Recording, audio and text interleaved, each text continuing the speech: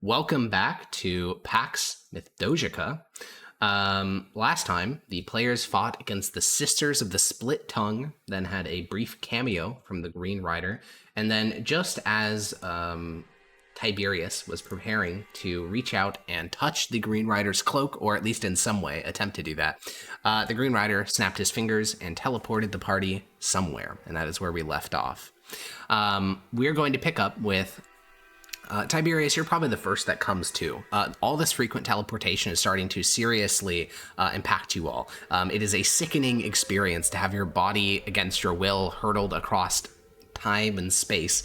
And each of you will wake up, hands and knees on the ground. And Tiberius, you sort of squint your eyes and look around, and you can see that you are back in that alleyway. It was the same alleyway where you found that trap door that led down to a metal corridor. It's also the place that originally brought you to that arena where you fought the Sisters of the Split Tongue. Grania, Primius, and Zednius are all kind of groaning as they begin to wake up, and a statue of Corvus is standing there, hands clenched around his spell book and his spellcasting focus midway through casting a spell when he was petrified into a tree.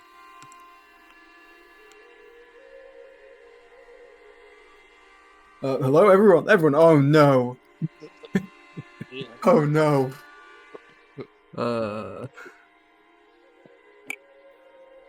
And Granium. Oh. Yeah, you guys all come to and glance around. That's not good. Like Is this Granium like the immediately goes to ladder? try to tend the statue. Yeah, there's still the ladder nearby that leads down into that metal hallway. Alright. Let's, The last time we touched the ladder, it teleported, right? Correct. Okay. I'm gonna go attempt to touch the ladder again. Yeah, as everyone is pulling themselves to their feet, recovering from the teleportation sickness, you run over the ladder and grab it, and your hand wraps around the plain metal bar, and you don't get teleported anywhere. Oh, no. what? We got that chance. We blew it.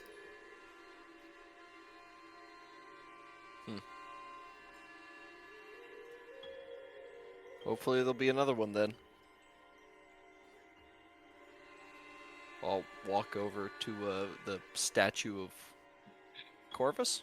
Yeah, his skin is rock solid. He's, petrified wood. The features are incredibly detailed.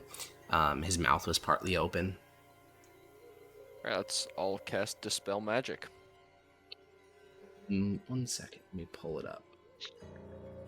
That's how I freed. Yeah, I'm just trying to remember what the level is.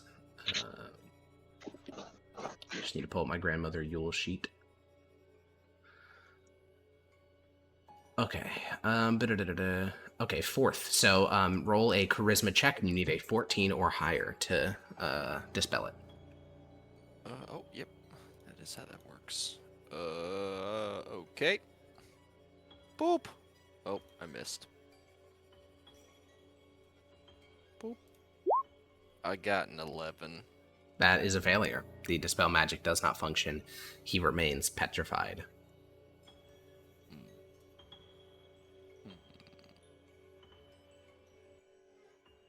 Granium will just look between the statue and Primius. I'll shake my head. I can. I could free him with my last spell slot, By all means. same as I did. All right, I'll That was my use my last last spell slot to free Corvus with a level 5 spell magic. Okay, that will automatically function. And Corvus, what you experienced was Grandmother Yule reached out and touched you with her staff, and you found yourself on a plane of infinite black floor sort of carved around you. However, there was a strange light hovering over everything. This place was incredibly odd. You've heard of the Realm of Souls, but something about this fey affected realm of souls is very different. But before your thoughts are gathered, before you can really think of much, your body is torn back into reality, or I suppose your soul is torn back into reality, as you take a deep, deep breath, and you're alive again at 1 HP.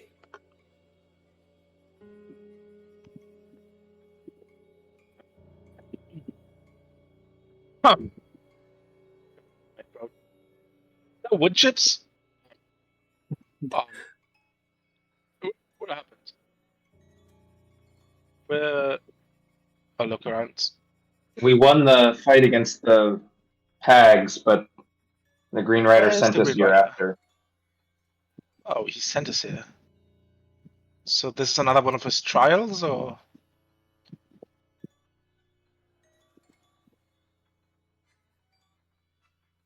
Said something before he sent this back, but I don't remember.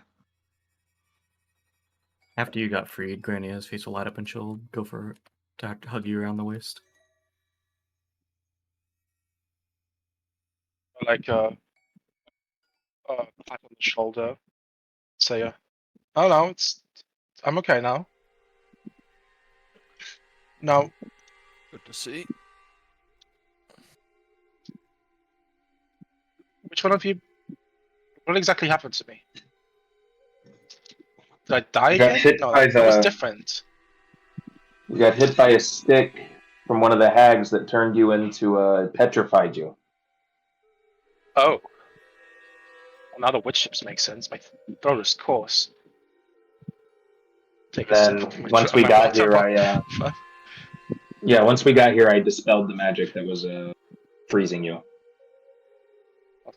Thank you.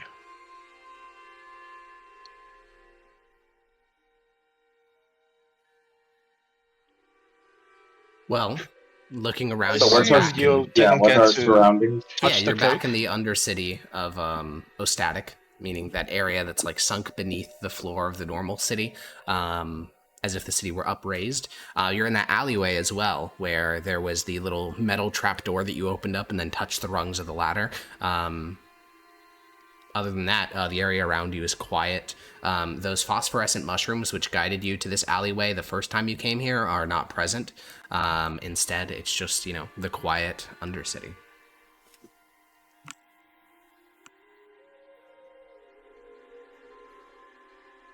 Any magic? I mean, obviously, you all have magic items on you. Tiberius is quite magical. You can sense an aura of actually no, you probably won't be able to see that from where you're at. So yeah, other than that, no. It's not particularly magical, no. Okay.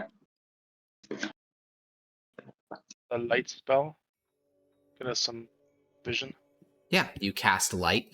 Back the area that you previously progressed is more of the Undercity, old buildings sunken into the earth, abandoned during the presumable sacking of the city. And then in the little alleyway you're in, which is about 15 feet long and some 10 feet wide, the five of you are kind of crowded on this ancient dusty floor. And there is in the corner that steel hatch, which previously teleported you. But at the moment, Tiberius is just kind of sitting on the lip of the hatch, his hand on one of the rungs. But he's not getting teleported. He just looks disappointed. Do I still have my Giga Mage armor? Or did I lose that when I got petrified? No, when you got petrified, you lost that.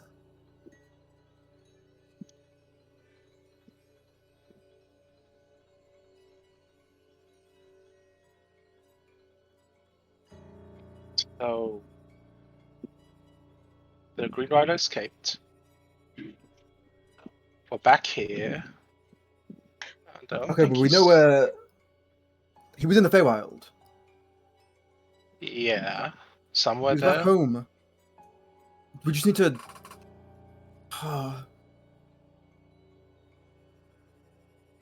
Honestly, if he's How do we back in the get there? Feywild, then I think I consider my mission to be done. Seaball? What's the stop? We didn't do anything to make him stuck there. He's Well, still. I don't think no, we can he- do anything to stop. That's his home. He obviously comes back here to have his way with everyone here.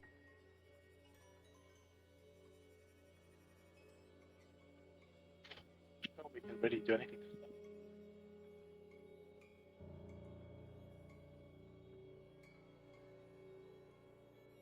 can just teleport us anywhere he wants at will.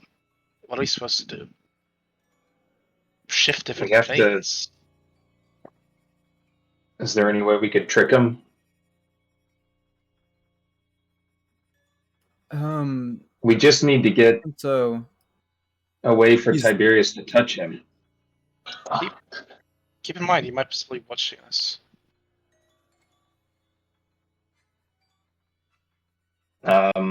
Then I guess we should try to communicate in sign, because I don't think he understands. I don't know, maybe he does. But Tiberius doesn't. I'll look at him and just say names. Good one. Sorry. Good thing that's not his real name.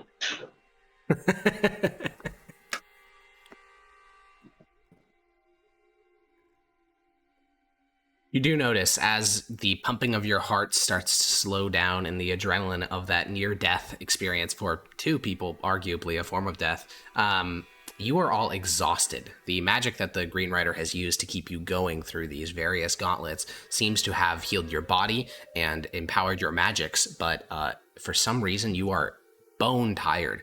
You're not sure what time it is. You got to Ostatic, you explored all day, then you fought the Jabberwock, then you were healed again, then you went through here. You must have been up for at least a day, maybe more. And you are bone tired. We have a level of exhaustion. No. Your bodies are fine.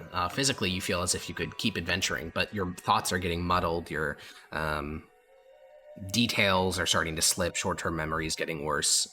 You're just tired.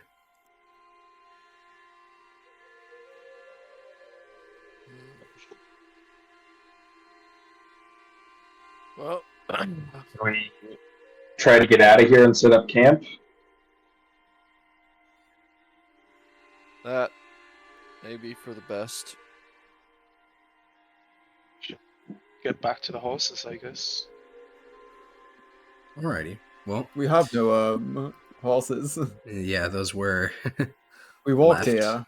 We Yeah, only one have horse, so we only have Oh, one the magic steeds, horse. right. yeah, Permeus's. We that was could. crushed by. Correct. Yeah, he but can he resummon resummon it. Yeah. I thought he already did because I think he did, and It left it is. outside the Jabberwock city. parts. Yeah. It's not outside the city. It's in a building by itself. Okay. I see. Well, If we if look we at do the want to go to the maps, there was surface, do a we remember how? horse.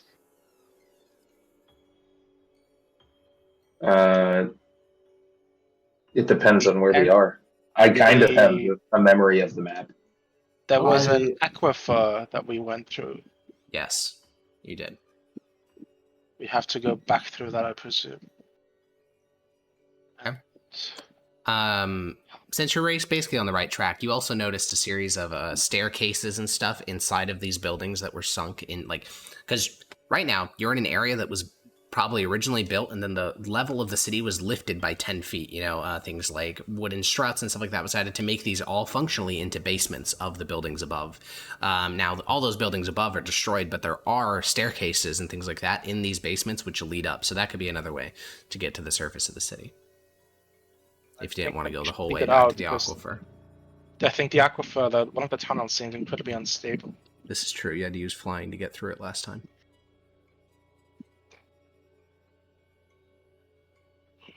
I'm not sure we have enough magical energy to make all of us fly again. I know I don't. I used my last spell to bring you back. Yeah, I But can tomorrow make all of us I'll be fly. back. Well, we could see if one of the staircases lead out. Yeah, I think that's a better idea. Pretty sure we got most of the threats upstairs anyway. Well, we were being watched from the woods, weren't we? Yeah, there was a displacer beast, wasn't there?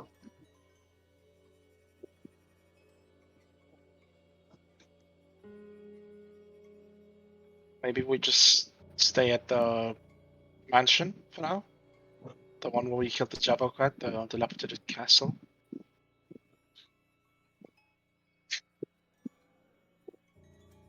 No, there was the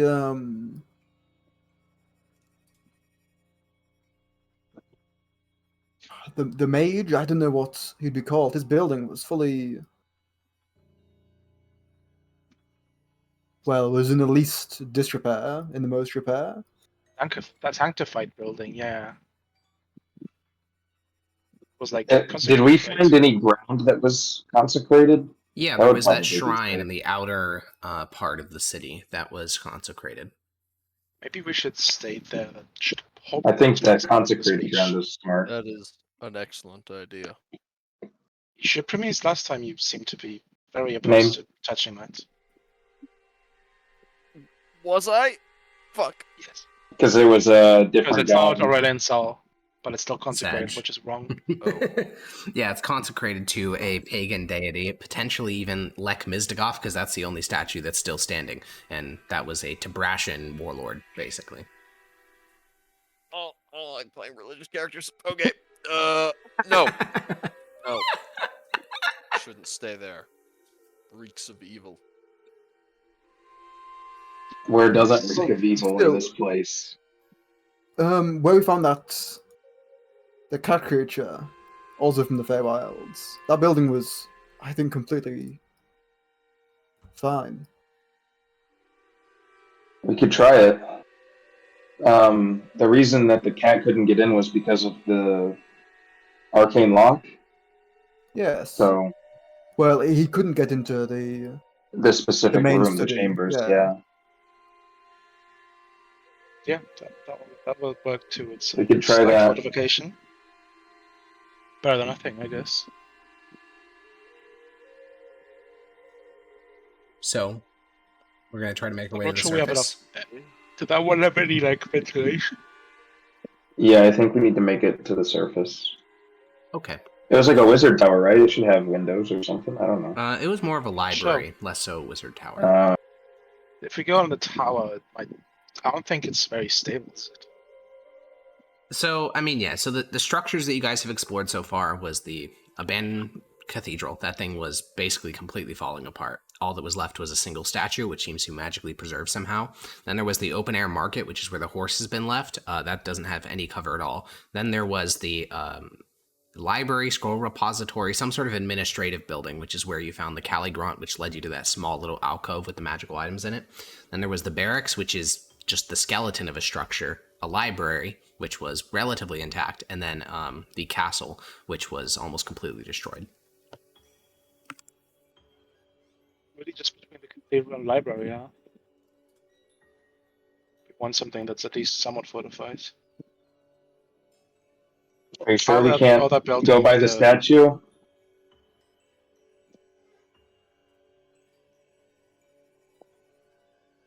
Look towards Yes. the paladin. If it is the only place, The only place that's for sure not affected and won't be affected by this. Yeah, it definitely seems to be somewhat shielded from his powers. Maybe not entirely protected, but at least his influence there seems to be not as strong. I suppose staying somewhere the night of somewhere that's guarded by a long dead heathen god is better than somewhere under the power of the Fae we fight now. Yes. Great. Very irrational from you, yes, pushing me so. Let's not speculate our blessings. Let's just Yeah, pay. I'm sorry. You Take what we can get.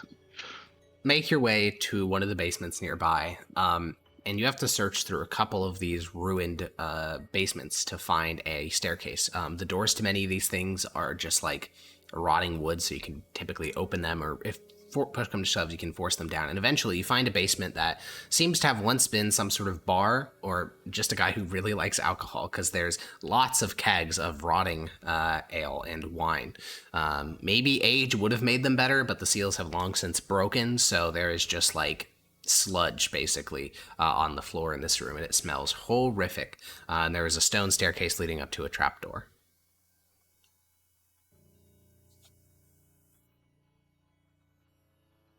Gives us got a place to try, isn't he? You climb the steps, Corvus, and when you try to open the I'm trap... not going first. Okay. I'm at 1 HP. If anything Sure. happens, I'm dead. Yeah. I'll send a mage hand up to the trapdoor Okay. You send a mage hand up to the trapdoor. and try to push it open. It does not move. 10 pounds of force is not enough to move it. What is it made of? Wood. Just wood. It's just a normal wooden trapdoor with like a handle and stuff. Okay. No locking mechanism visible. Something on it, like rubble. Well, you can't see the top of it, but Exactly. yeah.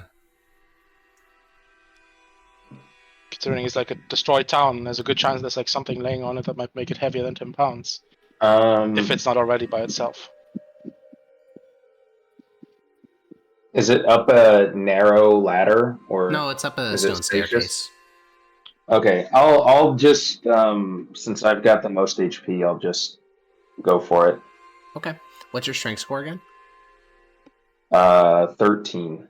All right. You give it, you get to the top of the stairs, you kind of leverage your feet against the ground, and then you just push upward full strength. And you do feel the door move. As Corvus seemed to suspect, there is something on top of it.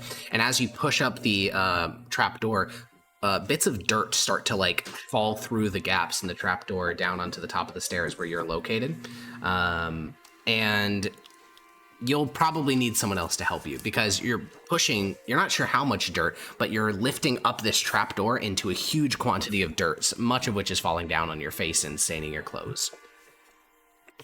Okay. What of one of you two? And I look at any of them. Just anyone. I need some help. All right, I'll go and help him. Yeah, with the two of you together, you can push up this trapdoor, and you get dirt in your mouth, your eyes, your ears.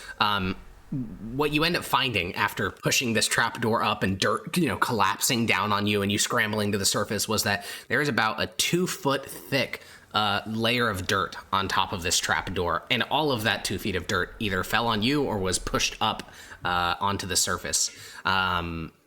But other than that, you made it out. Above, in the outside of this tunnel, it is the dead of night. In the sky above, you can see a single moon glittering. You can see hundreds and hundreds of stars. There is no real sounds at the moment. No insects, nothing much at all.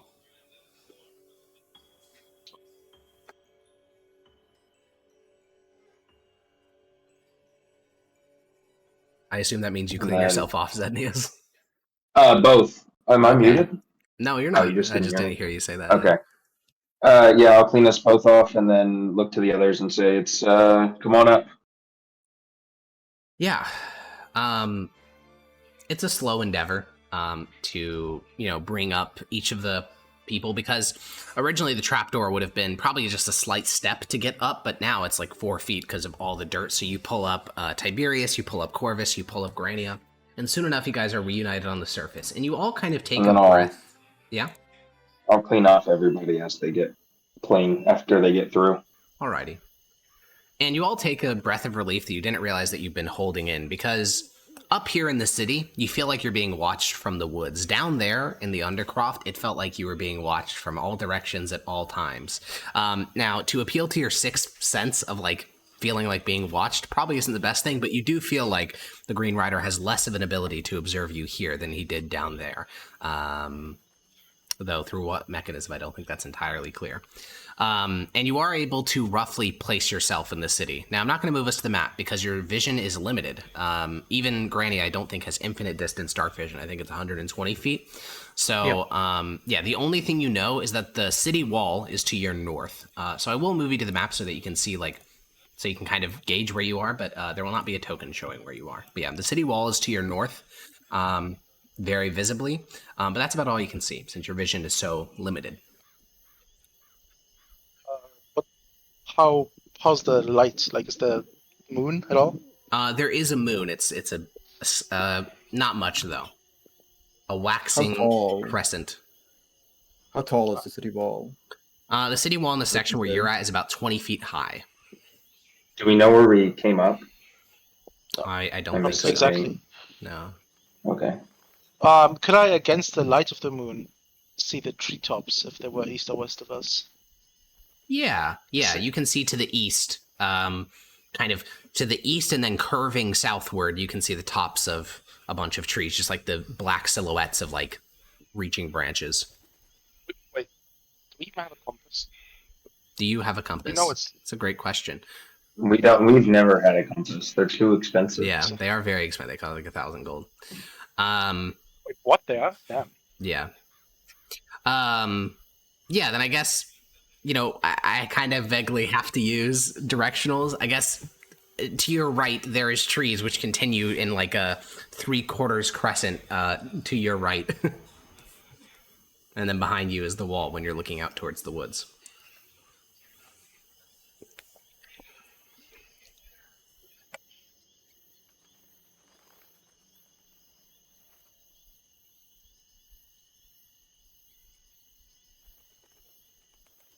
Can you feel in what relation to you, like spatially, where your horse is? Question. Because you know where you like left it. Yeah. So if you know where that is in relation to us, then we know where we are. Steed has statistics. Your steed serves as both your mount in and out of combat, while a steed is within one. You can communicate with it telepathically at the moment, which means it's within 1 mile of you, but you don't know its exact location. Can I see what it sees if I can communicate? Technically no, but it can transmit an image of what it's seeing, which is functionally the same. Currently, it is Does that have dark located. vision? It does not have dark vision. No, it's just a horse. It is currently located inside the bazaar where you left it because of its natural just eyes that have adjusted to the darkness. It can see, throughout the courtyard that it's located in. But beyond that, it doesn't have much. What is this coming from? Is this coming from an ability or a spell? Yeah, find Steed, the spell. Yeah, he doesn't I think have that that's prepared. Well, presumably he must have, because he used it like 3 times. Retroactively, it is now prepared, because he's used it like 3 times. So Oh, no, it's 'cause he was something using it else. Does he know It's a how ritual. to It's a ritual, prepare that's and probably unprepare why. spells? Oh, no, it's Is not that a what it ritual. is? No, it's Okay, not a is ritual. Does he know how to prepare and unprepare spells? Maybe in not. roll 20? That Because is- I asked him like 3 times to prepare, and he did. He said he. Yeah. How am That's I true. supposed to know which spells are supposed to be prepared and which ones aren't then? I think just click the find seed, and now we're going to use normal preparation rules. Oh, okay, Because he sounds did, good. I do distinctly recall him verbally saying, like, oh yeah, I'll prepare and find seed, and then he used it like 3 times. So clearly, it was intended to be prepared. Okay, whatever. Either way, Blake, you can Will you see watch the. this in 2 days? Be better. That's so rude, bro. I love you. Is Blake. it how loud is it here? It's pretty quiet. Honestly, Okay, so yeah, if we had the horse whinny loudly, yeah. is that a good idea or a bad idea? Because then it also lets everyone else know.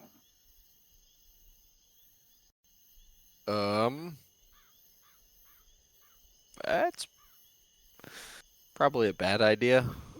What are you worried about hearing it? The displacer beast, maybe, but it probably knows where we are.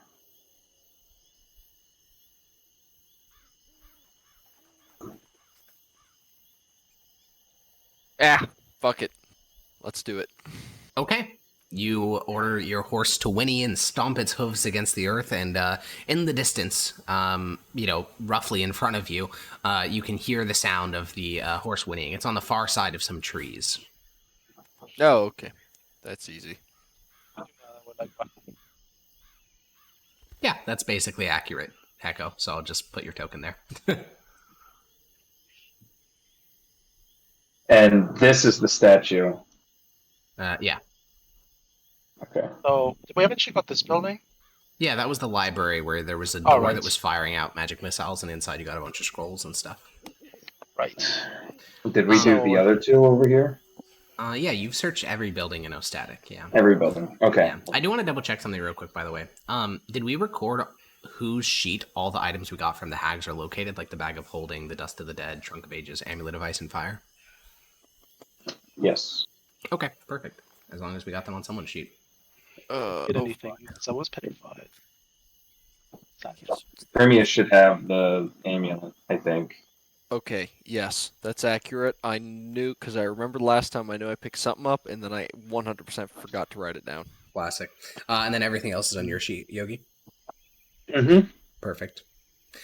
Well then, where do we like to go?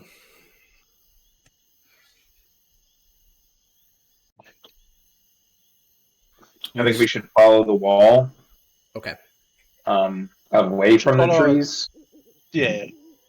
Basically go southwest until we hit the library, and then cross the woods to the south, I guess. Yeah. Okay. Yeah, pretty much. You begin to walk, and Corvus, your legs are shaky. You're not sure why at first, you know. You don't have that type of like, you know, it's not like your body's saying this is the problem, but you start to put it together that the terror of that fighting and the lower depths and this whole situation is starting to get to you a little bit. Your legs are shaking, your hands are shaking a bit. It's not like maybe you're thinking that you're scared, but it's more so just a physical reaction of your body getting freaked the fuck out. Maybe like a miniature version of resurrection sickness, which you have read about before. Do you have any self-soothing techniques?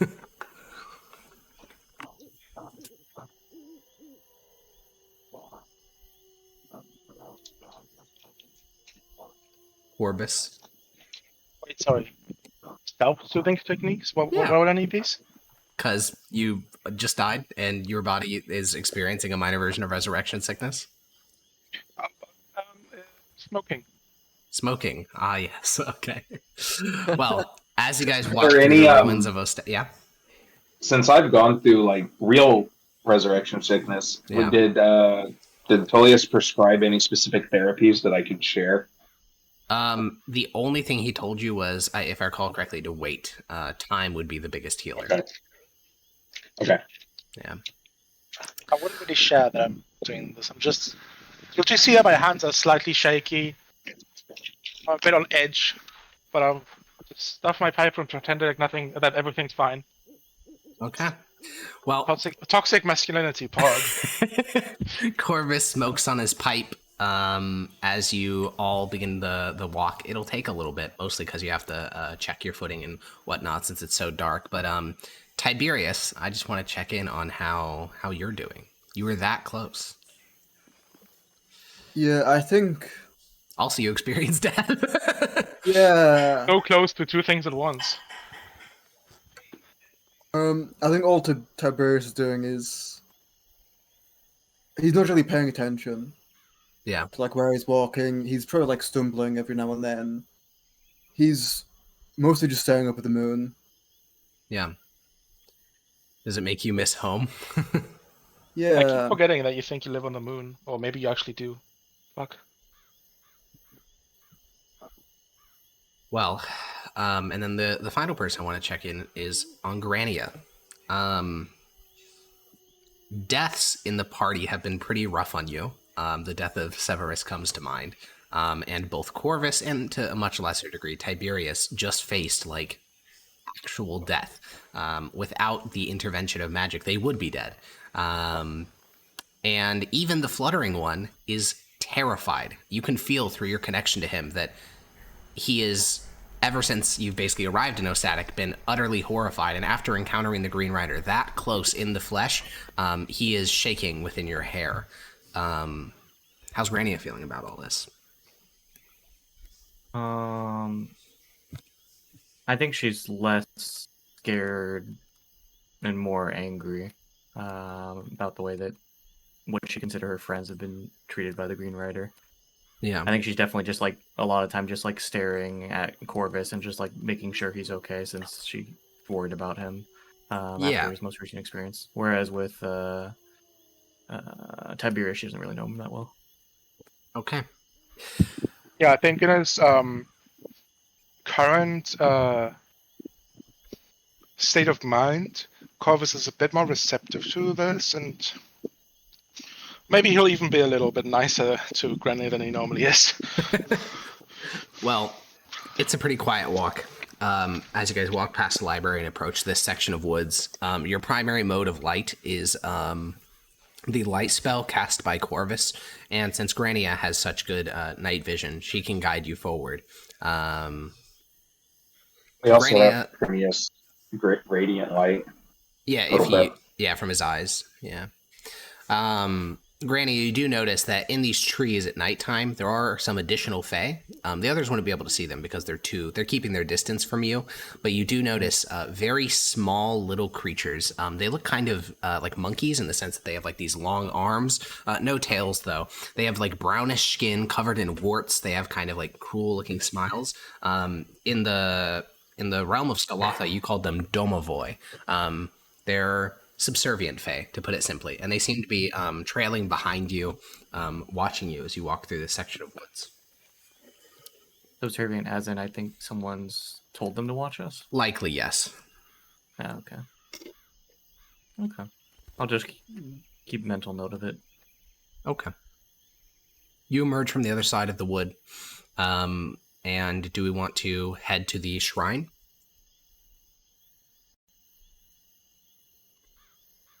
I think that's where we're heading, yeah. Okay. Yeah. We head through the gatehouse and into the ruined shrine. Here, the roof is collapsed, forming a sort of like skeletal outline of a shrine. Within, a single statue still stands. And after entering, that feeling of being watched from a distance, which persisted throughout your walk through Osatic, finally fades.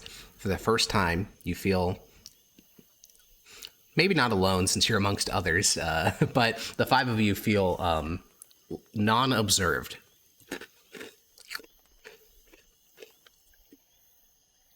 Nice. So now we're in this ruined carcass of a church. What now? Setting up camp. Who has rations? Uh-oh. Not me. Play that. Oh, we had planned this out before we left. Sure, I don't remember who. I'm I sure have someone has 5 them. rations on me. My sheet says my horse has them, and my horse isn't here. That is Wait, unfortunate. Do I still have Odysseus? The Vorpal sword? Yeah, you should. Okay. Just making sure it didn't, like, disappear. No, it didn't. It Okay. would have turned to stone or whatever. What did he turn into? Stone or Petrified plant? wood. Petrified wood. Wood. Yeah, it would have turned into wood too, right? Correct. Or does the magic item not? No, magic items do get turned as well. Okay, so it sounds like Corvus is distributing food to the party. It sounds like no one else has rations. So you reach into your backpack, Corvus. We should have had, like, a bunch on Premises' horse, but I guess not. Well, his horse did get crushed by rocks, and it sounds like maybe those weren't recovered. Yeah, so I guess that's all my rations gone for the day. Like, Well, that's all. it was crushed by rocks up here, right? Correct, Can this yeah, be you it? could We go could- and we try to could just recover go them up from the and- ruins. Yeah. For now, we have enough for the night, so let's just rest. Alrighty, you distribute the food, and once each of you gets food in your hands, you realize just how hungry you were. You haven't eaten in the better part of a day, so you all eat down these dried crackers and dried meats and scarf down the jerky provided, and you drink some water from a water skin. And He is vegetarian. did you say it is who vegetarian? Tiberius, or Granny for that matter. In my mind, I feel like I always thought like Fae dwellers love animals, so they don't like eat them or something. But that's more of a druid thing. Well, Tiberius was a professional hunter for a very long time. Oh yeah, that makes so he would definitely eat meat. Yeah, I don't think, or at least from what I was taught, I don't think I'd. It's just like nature. It's not necessarily a good or bad thing that I eat other things. Based. Alrighty, well, within the confines of this shrine, each of you lays out and tries to get comfortable. Are we taking shifts at all, like watches? Granny, if no one will, Granny will suggest taking first watch. Yeah. If his horse is Um, does his horse need to sleep? The horse is a biological creature, yeah. Oh, I thought it's like a. I don't know why, but I always thought Fine Seed is like not a biological creature. I mean, it does say a spirit, but it says a spirit assumes the form of a steed, so in my mind that means it is now a living creature. though it is a Celestial's Fey or Fiend instead of its normal type. Correct. Additionally, I guess. I guess it doesn't say it doesn't need to eat or anything. I just wanted maybe it like. I always assumed it's like a spirit that doesn't follow actual physical logic. No, it does. Well, what about like the fluttering one in Hackagal? Do they sleep? the fluttering one does. Hatagal does not, Okay. as Hatagal is not a creature in the traditional sense. Certainly not a biological one. Well, Grania, you take the first watch. I suggest who has the consecrated pendant. We should probably rotate that for players on watch. Is that the Amulet of Ice and Fire or whatever it is? No, it was one we picked up on the way in. We found it. I don't know who has it though.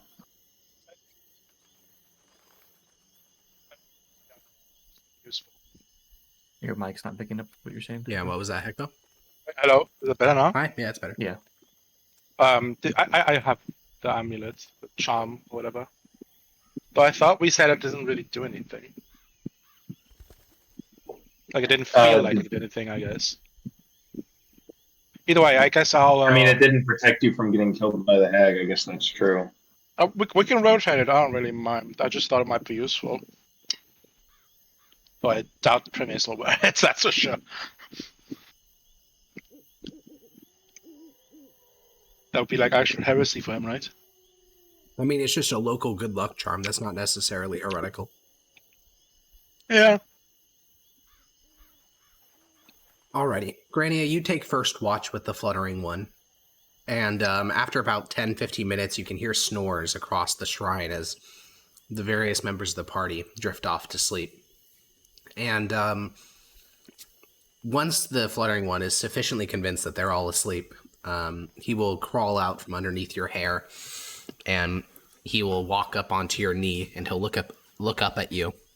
And while he can communicate telepathically, he prefers speaking. So he'll say in Sylvan, "What are we going to do?" Renee's just kind of 1,000 yards staring. "We can't just go back in there without a plan. He's toying with us. We're going to die."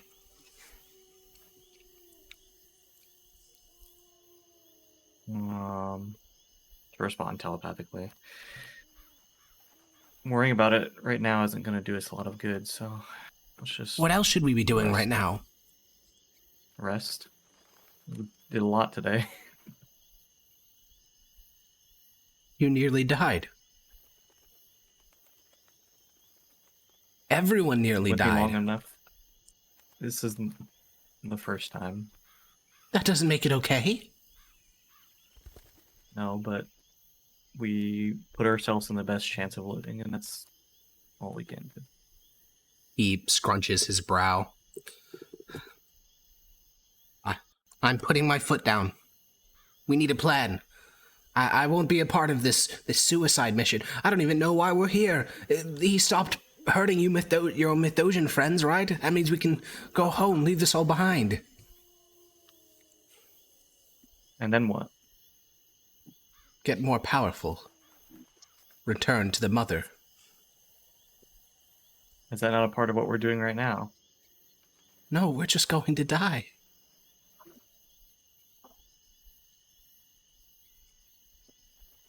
You don't think anything that we've gone through on this expedition has made us stronger? Perhaps it has, but the risks are simply too much. We need a plan.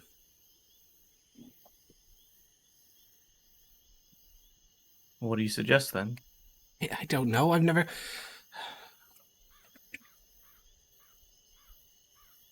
It'd be like approaching the Mother of Groves and trying to defeat her. That's what we're doing right now. I don't know much about this Green Rider. I was never one for listening to ancient stories, but the Rageful Jester is much like Skalatha. He can't just be defeated. We need guile or a plan or something other than continue to be his playthings. Grainier will just let out a long sigh, and I mean, it won't be hard to, after what happened, to convince everyone else to not want to deal with this any further, so I suppose we're in agreement there.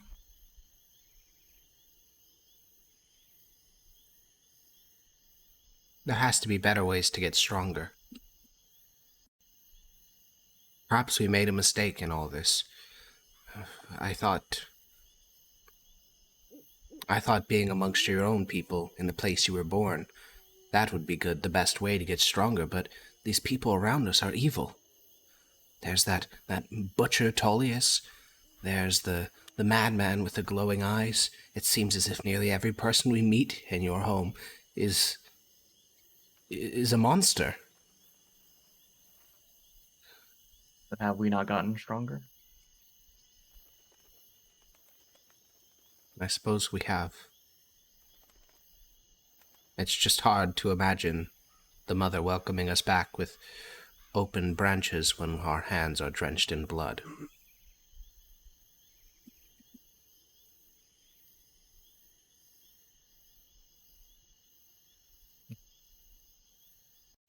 It's not like it's the blood of the Fae.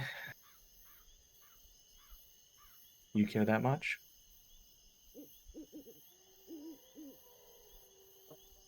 I feel like this place, this Valeros, is changing you and changing me. I remember when things were carefree. I remember when you were just a little girl, and now you have such a hard look in your eyes. I remember the days where we were able to live happy with the Mother of Groves, but that's a time of the past right now that we're trying to get back. And if we have to do it this way to get to there, then so be it. I guess I'm just starting to feel like we never can get it back. We're not the same. I can't imagine gallivanting through a glade. I can barely even sleep now. I picture what our magic is doing to people.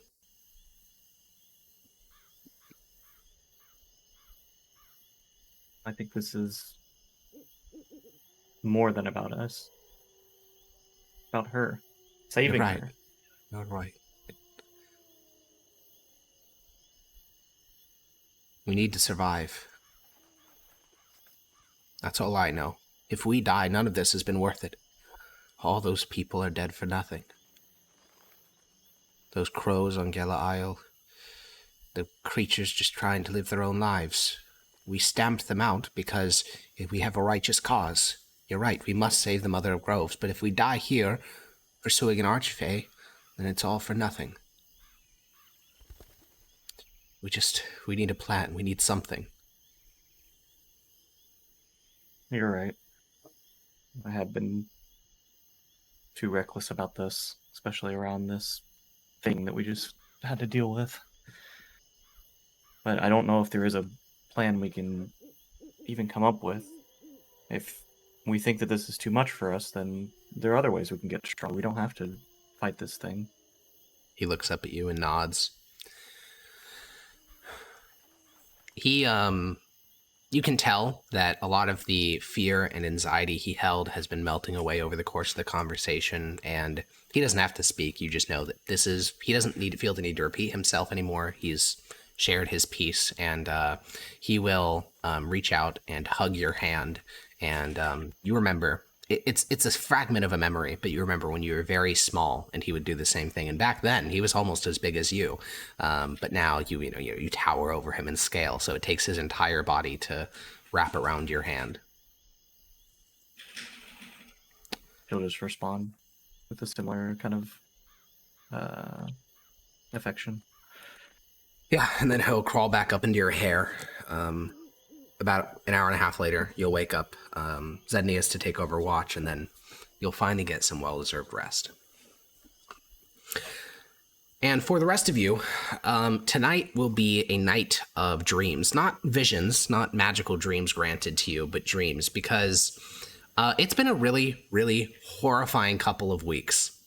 Just to give, context on the timescale, in the span of 2 weeks, you fought a major battle against the Son of the Dragon. You've been forced to flee from that battle. You have gone into Ostatic, fought a number of different Fae, killed a legendary Jabberwock, traveled through a horrific sewer in which the laws of nature seemed to just be violated when a fish was turned into a monster, and then you fought a entire pack of hags.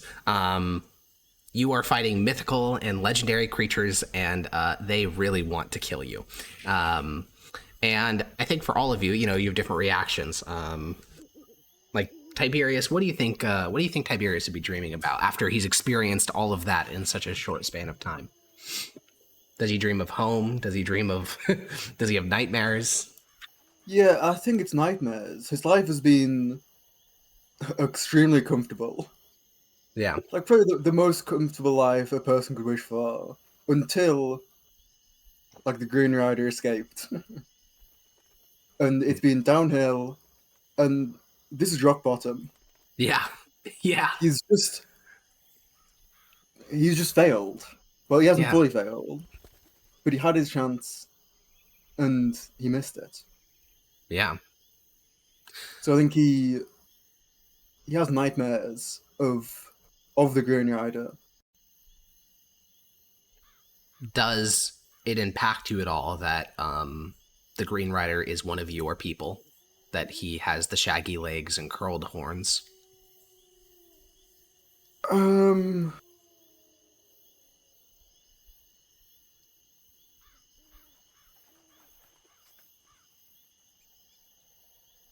I think it does, yeah.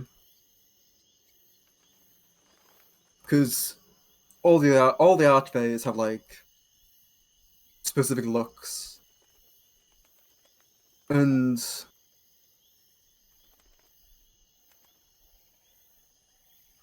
he's always thought that like all fays could be talked to, and he can have a nice time with, especially his own kind. But now he feels betrayed. Yeah.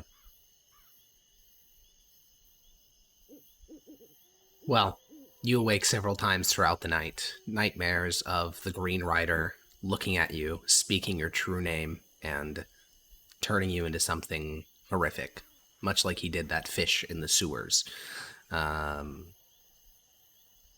Corvus, what type of dreams does he have?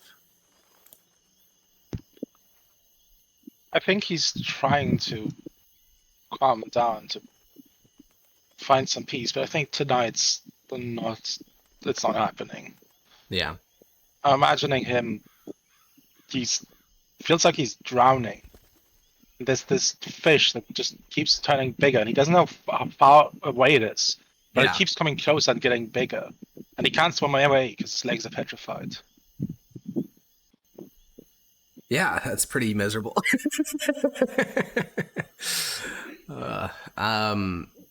Yeah, it's a rough night. Premius, what about you? What are you dreaming?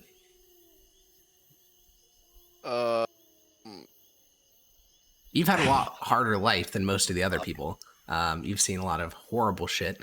Does that impact your dreams? Does that mean that your dreams are bad, or does it mean they're better, or do you dream at all? It's less that they're better, they're just less. So I guess, yeah. That does mean they're better, they're just not good. Yeah. But Your senses are like more dull. his normal dreams are less affected by this. And I Yeah. would imagine his normal dreams aren't that good either. No, they're not. It's probably some like last conversation with his dad, or the horrors fought in the third Boyers Revolt, the Southern Frontier.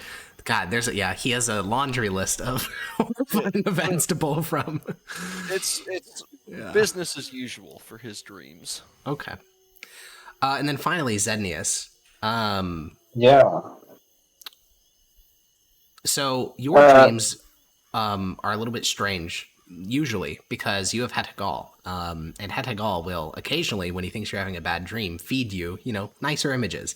However, Hetagal, while he is still on your plane of existence, he's busy searching for that mound that you instructed him to find. So tonight, your dreams are just au natural. So what type of dreams are they?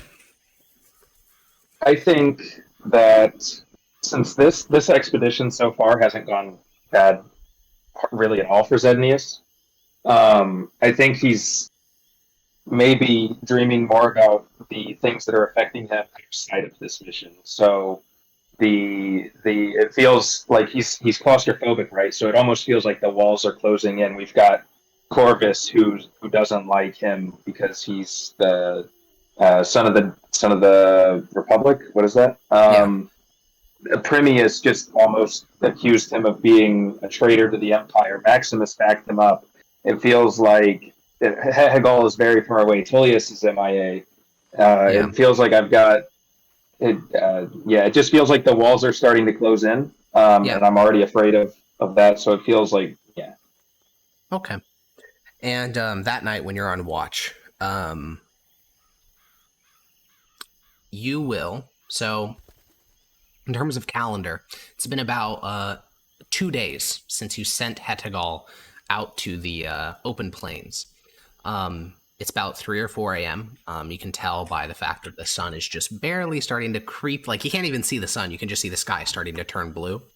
And you will receive a mental ping from Hetagal. It sounds labored, which is weird because he doesn't get tired, not like physically. Like, he can't get exerted. He doesn't have lungs, but his voice sounds labored, as if even communicating from this far of a distance is hard. And he says, "Found."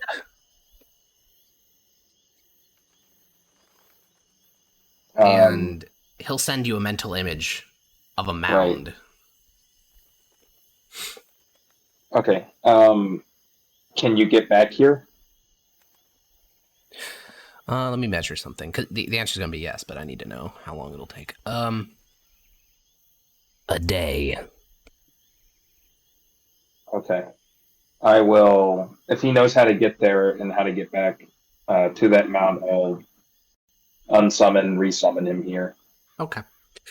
Yeah. I will be on the world map the next time you look. It is located deep within the Son of the Dragon's territory, about 70 miles eastward of where you're at in Ostatic. The way that he found it was that he could, as he was flying over the countryside, from a bird's eye view, or a plane's view more accurately because of how high up he was, you can see mounds very easily. They cast a shadow. And so at around 2 in the afternoon, he found this open grassy area covered with dozens of mounds. And so what he actually spent the better part of today doing while you were fighting for your life was going from mound to mound and trying to see which one most similarly looked like the one in your vision. And he's like 80% certain that it's this one. The problem is, and he'll express this to you through mostly thoughts because speech is too difficult. As an angel of Tel Corel, he expected to feel something like a connection to that place. He doesn't, which means that what you're looking for is likely buried deep underneath the earth, which is impeding his ability to connect to it. So it may take a bit more than just a quick little spelunking. You may have to dig. Okay. But he'll reappear inside the shrine, and he will kind of roll up onto your shoulder. And that night, as you watch, even though you're right, you have those bad dreams, and afterwards the bad dreams will continue. But just for this watch, you feel a lot better. Hetagal's there. You feel magically powerful. This is the strongest you've ever been in your life. And even though all of your other compatriots come near to death, frankly, it wouldn't be the worst thing in the world if some of them did start getting picked off. I mean, it's not like these people are helping you very much. So yeah, I think for the hour you're on watch, 90 minutes you're on watch, it's pretty good. As a party, you're going to be sleeping until about 10 in the morning, which is very late, considering that birds will wake up and the sun will rise and all that stuff, but most of you sleep right through it. And it's not until about 10 in the morning that all of you wake up. You gather around the fire, you eat some leftover rations from the night before that weren't quite finished off, and you can take the benefits of a short rest if you wish, because I think a lot of you could use it.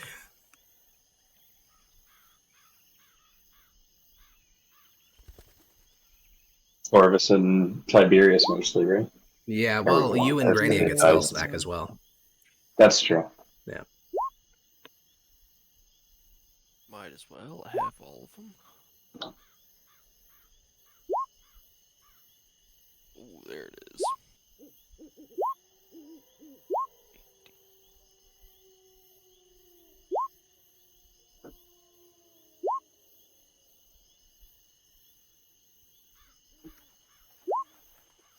My goodness, so many hit dice. So many natural ones. Yeah. There we go. Dude, oh my god, while you guys do this, this reminds me, I was looking up a statistics concept for one of my classes last week, and you know, like the Google auto-generated like AI answers? Yeah. I got one of those results, and it literally did the gambler's fallacy, because I was like, what are the odds of like this thing happening? And it said these are the odds. The odds it gave was correct. It's like 1 in 400. However, if it has previously not given this result, the chance of this result increases. And I'm like, holy shit! The Google AI believes that if you miss so many times, you'll eventually hit. Holy shit! Dependent variable. You can only gang. lose 100% of your money. Yeah, it was literally the fucking gambler meme, dude. I was like, oh my god. AI's based. Oh, it was so funny. Can I look? We're up in the morning. They're recovering. I go up to Granny and point to the healer's kit and ask, can you use that on them again today?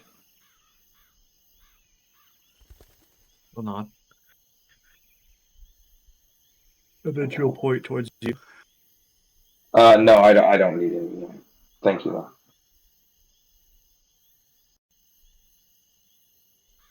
We'll just shrug and then take our healer's kit to the other people and offer it to them. Gladly take it. Wait, Corvus, did you use all your hit dice and still not at full HP? Yes. Dude, you got fucked up. I think I got 7 natural ones and a You d6. got fucked up, bro. Thank you. Even after that, I'm still not at max. Not quite. Jesus Christ. Yep. And she'll offer the healer's kit to anyone else who wants to. But I have 18 yes, points, so I have please. pretty good HP for a wizard. Sure. Specifically Tiberius about she wasn't offering it to you specifically, but when you piped up, she kind of hesitates for a moment and was like, whatever. But this loser can get it. Oh, there is one thing I want to review, which is, do we know what all those items do that we recovered are, or do they still need to be identified? Well, when we recovered them, our identifier Corvus was. I know. I was gonna say, is there anybody else who can identify? Yeah, I don't think so. So there's the dust. That's like the dust and the trunk. Yeah, the dust, the trunk, The the trunk of amulet, and then ages. there's items within the bag of holding. I don't know if you recorded those as well. Yes. Like a bunch of gems? No, I don't There's a think glowing so. crystal. There's a reddish liquid, and there's some coins. Well, Corvus, I as the will- chief identifier, let me know what you want to do. Yeah, sure. I'll identify them if you ask me to. All right, I'll give you an iron coin, a vial of reddish liquid, and a glowing crystal. And is the trunk of ages? Is that like a large chest, or is that like Staff. a tree? Okay, Yeah. and I'll hand you the trunk of ages. Okay. The iron coin has a divination signature, but it is not magical. Okay, I'll tell them that it's not a magical item. Wait, but it has a Well- divination signature. That's so weird. Correct. Yeah. That means that they could probably locate it if they want to, right? Maybe. Actually, Well, make if me an it's arcana I'm guessing check, this- Echo. You may just know this. This is like a piece Okay. of monster lore, basically. This is like 20. monsterology. Yeah, with the 20, Yeah, so you would find this in something like a monstrous compendium within the Imperial Library. Hags are rare in Valeros. However, they're not that rare in Western Valeros. Western Valeros has hags like pretty commonly. So while in Mythosia you don't know much about them, you've read tomes from the Northern Kingdoms, and there it is well known that hags will distribute iron coins to their most favored of subjects, and that will allow them to scry on them and also send them messages. However, the hag that used to have this coin is dead now, so at least Is there any assuming so. Is there any use for it left after the hag is dead, or is it just an iron coin each of now? these coins has a very unique image. So, like, coins have two faces. Each of these has a unique face. So they're actually just really good scrying objects because you can memorize them. They're small enough that you can conceal them. They're just good to have for any wizard who has the scrying ability. I think the main issue is that these coins. And since it's not a magical item, I guess we can keep it. True. The problem is it's not like a regular coin, right? So you can't just pay somebody. Correct. Yeah, you cannot just pay someone. You can give them to them, but you have to give Like them to them. Yeah. Or just give It's them a gonna be bag hard. of coins and It open would be in gauntlets. there. In there. The vials of reddish liquid are potions. Let me go find what Vials? potion That's they multiple? Yeah, there's 3 of them. There are 3. I only gave you Okay. one because it's the same thing. Oh, okay. I think this is going to be from Nanny Rag, so I'll go check her sheet. It was not from Nanny Rag. I lied. I think it's from Grandmother Potion Yule. of Let's great see. healing. It was from. Okay, yeah. They are magical. How would this pick up and identify though? They are a magical component. I think that's all that identify would yield. They are a component that is imbued with magic used for a magical spell. They smell like. They smell irony. Is it blood? Is it like a blood viscosity? Yeah, I think you pour a tiny bit out and smear it and watch as it dries, and it looks like a blood that has been modified in some way, like enchanted and new things added into it. When it coagulates, does it look different? Does it coagulate faster? Slower? Probably slower because of the types of things they added. Is there any way I can Arcana history check this? Nature check What's your this? highest level spell slot? 7. Okay, let me Six, go check 6, something. sorry. 6. Okay, let me go check something. Okay, technically you are within the level range to have heard about this spell. Here's a question. I think the answer to this is no, but you can correct me because you know Corvus lore better than me. Has he ever read like profane spells like banned magic? Has he ever studied that very heavily? But if he came across some, I don't think he would have like actively sought it out very much. Yeah, then Because he didn't want to raise any suspicions. Yeah. But if he had to come upon any, he would still. Yeah, you don't come across this by accident. I will tell you, this is probably a component for some sort of summoning ritual, but beyond that, you just don't know. You're just not very like well a versed. demon summon spell, maybe. Oh. Who knows? I will. Does Hegal recognize this weird liquid? Yeah, of course. It's a way to open portals to the realm of souls to bring in entities beyond the from the plane of the gods. So that's going to include angels, demons. Okay, so it is a summon demon component. That makes sense. Well, it's a summon extraplanar creature component. Yeah, but likely used then. I had summoned some kind of weird creature before. Did I use that component, or did I just great use question. I don't think you cast this specific spell in this campaign. The only person that's cast this that I recall was Yarrow cast this in Broken Bones and Bodies. Yep. I had the level 4 summoning. Yeah, summon aberration. But I got rid of that's it a different one. Yeah. Okay. Yeah, summon aberration is a fundamentally different spell. I guess I'll say this is some sort of spell component. Seems to be made of blood. Not sure if it's human or not. Couldn't tell you. Though with hags, I wouldn't be surprised if it was. All right. Glowing crystal. So this one actually does yield exactly what it is through identify. This object is, first of all, technically non-magical. The crystal itself does not have any magical properties. The magic of the object is what's contained within it, because a human soul is contained within this crystal. You don't get the name of the person. You don't know how long they've been there. None of that is yielded by the identify spell. All that is yielded is that this is a likely, again, material component, and within the crystal is a human soul. Purpose of that. What is the what? Why would they have this? Why would they have this? That What's is the purpose of super having a beyond human your. soul? That is way beyond your understanding. Like, what can you do with a human soul? To do a little trolling. And how will I release it? Well, unfortunately, Identify doesn't yield that information, but you I'm can not try gonna break breaking it. No. I think we'll just give this to the Department of Faith. That seems more like their purview. Or I'll ask Premius if he knows how we would release a human soul like this, so it can go find its way to Aurelian soul. To the Yes, do you have an halls. Arcana proficiency? Pause, champ. Ethan's been muted for 30 years. He didn't know. It's Sojourn. 85 years. All right, he's deceased. What can you do? Smudge. Okay, we need another replacement to play Premius. Quick. New Premius. All right, Chowder. Tag hop team in. of this shit. Yeah. While we wait on Primius, what is Hegel say about human Hegel- soul jars? You're such a cheat, bro. Because Hegel would know this shit, bro. You're so Yeah. I always forget that Hegel's there. Yeah. This He could hasn't be been here used- for a while, but Yeah, it's true. This could be used in a assume bunch you- of different sorry. ways. Basically, so it's worth breaking down what a soul is. Now, Hegel, the image you get from Hegel is like a mad scientist describing a body. Like, it's a very clinical description. Basically, he says a human soul is energy, not dissimilar to what Hegel himself is. It's something stored on the realm of souls that sometimes inhabits flesh, but other times is removed from its flesh and once again returns to the realm of souls, which is where it originally came from.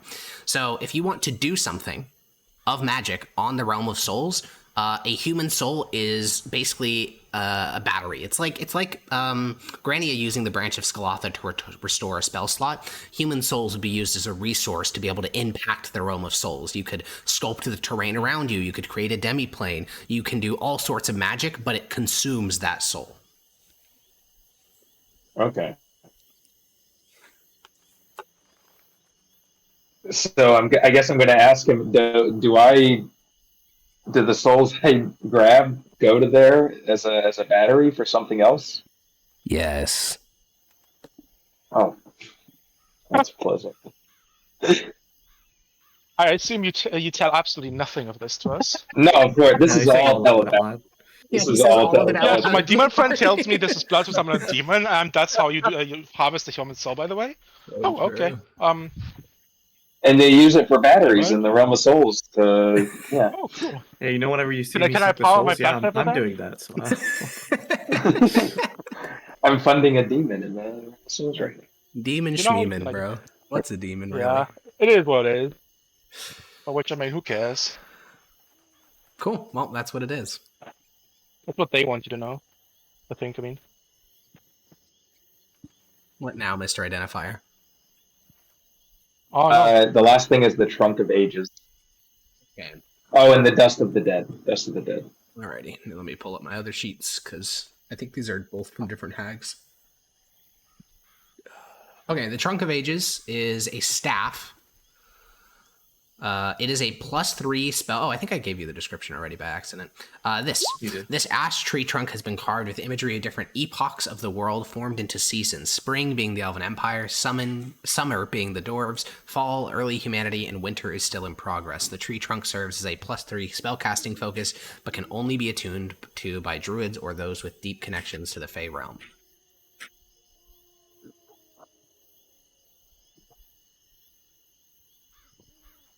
But I think Grania didn't want this.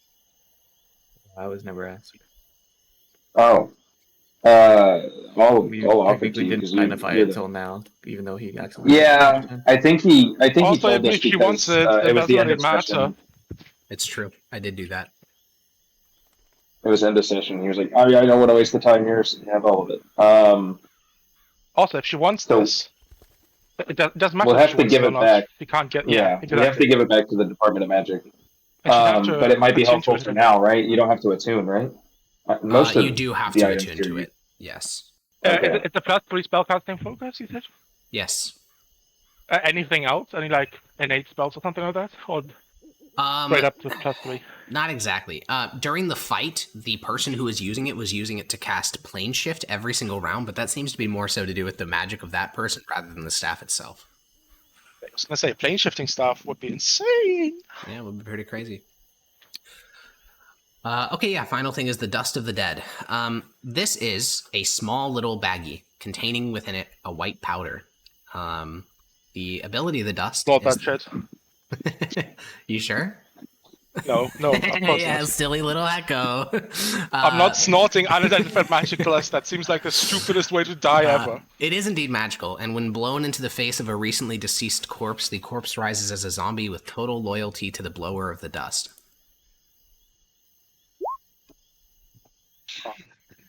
That sounds like something that would never backfire if we wanted to use it. Like Hedvigar would know about. Again. What would Hedvigar know about that? Oh no, it's He's just not evil. So he's not he's not a necromancy. necromancer like that. I don't No. know. No, they hate necromancers. Well, they're neutral towards necromancers. That's what they want you to think. Real.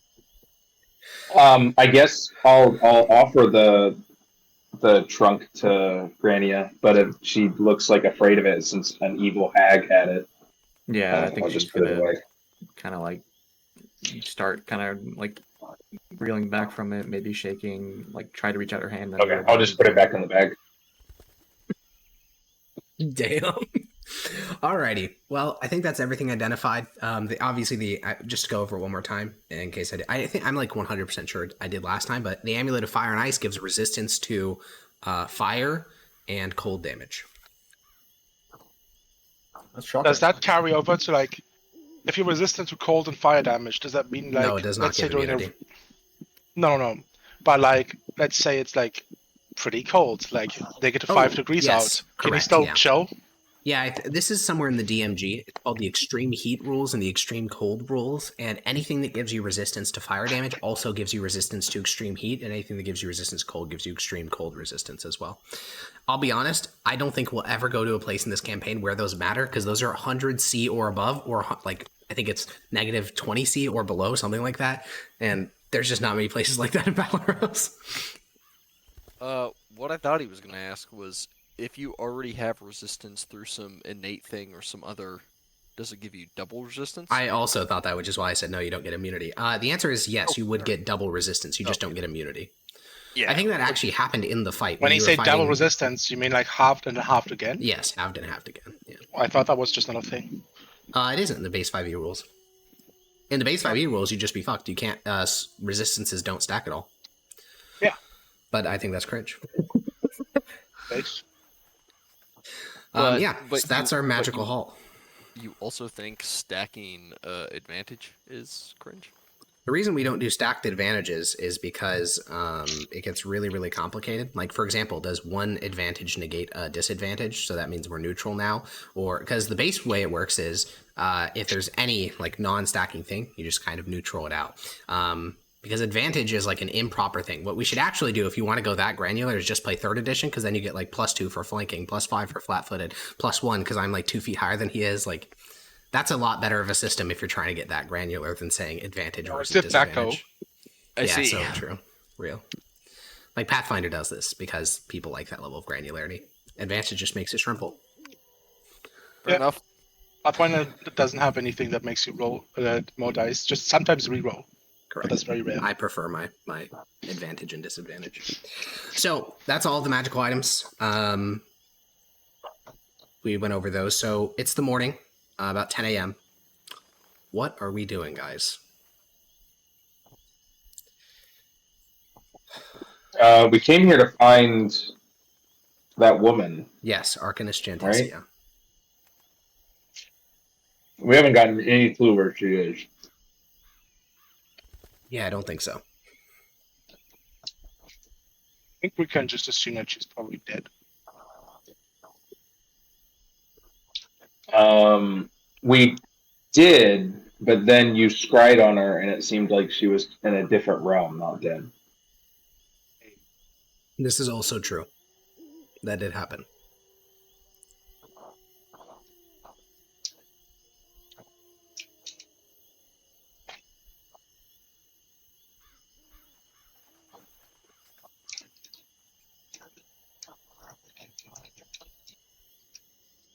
Well, what's the plan? Well, indeed.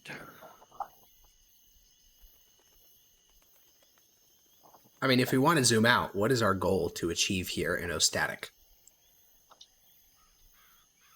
My goal is to recover the woman, Okay. Then and if we then want she to, might be able to advance it to the whatever. But that's the short-term goal. Sure. or Okay, we medium-term. want to recover Arcanist Genticia. How do we go about doing that?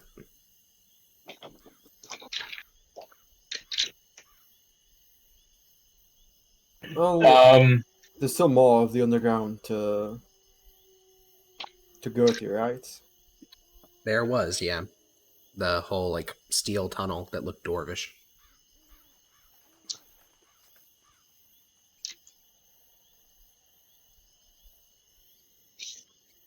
What if we run into the Green Rider again?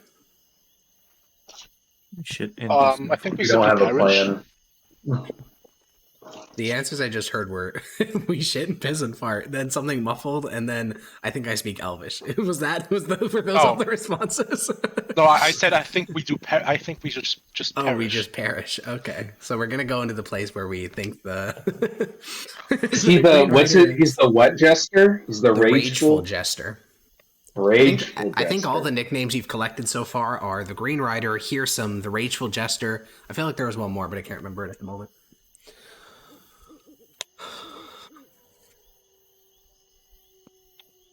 So I think we need a plan to deal with them. Either that, or we just actually give up. Because I feel like we're kind of punching above our weight does. Any will not approval. Tiberius. The Green I know Rider. it's like your purpose to find the Rageful Jester, or whatever you call him, but how? Okay. The Green Rider is very arrogant. I think we can use that against him. Whether that be falsely swearing allegiance to him, or maybe. What if we made a wager? I think that would work. Yes. What type of wager are you thinking? We need a way to get his cloak, but I don't think we could just say that and get it. Do you think there's a way that he's arrogant enough to actually consider fighting the Bear King willingly? Ooh, that's.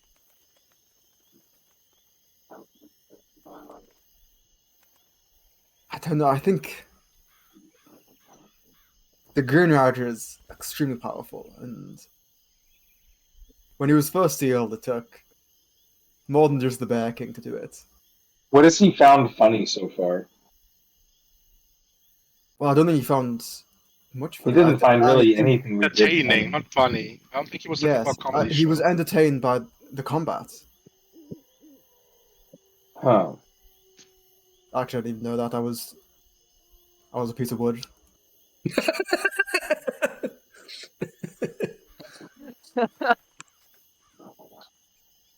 Okay, what if we offer him a spectacle of combat? What if we offer him an inter-party, inter-group fighting tournament, and the winner gets to be his servant, and we rig it so Tiberius wins, and Tiberius, in order to be a servant, like do like a knee fall gesture of like kissing his hand or whatever, and then he touches cloak. I think that might work. Would we do a But it would have tournament or a battle royal It gladiator? would have to be very, very convincing. I don't. It from what I've seen so far, and from what the Jester has seen from our friend here, he's not too good at fighting. So if it's a one-on-one tournament, he's going to see what's happening instantly. Exactly. Well, but I mean- Tiberius, you have some mind control spells. What if you just go up against somebody, mind control them, and well, they lose? We don't make it a it's tournament to the death or anything stupid like that. We make it be something like something like you have to push somebody out of a ring, or you have to Could we just they have like a little flag on them and you have to grab it or something. Granny will sign. There's no guarantee he won't have us have some penalty for losing. I don't think that's a good idea. I mean, he wants to kill us, right? Does he though? He's not going to be okay. I think if he wants to kill us, he'd already killed us, right? Yes, I think he'd prefer to use us in his games than to just kill us outright. But I think, or I assume. What did he say before he teleported us away?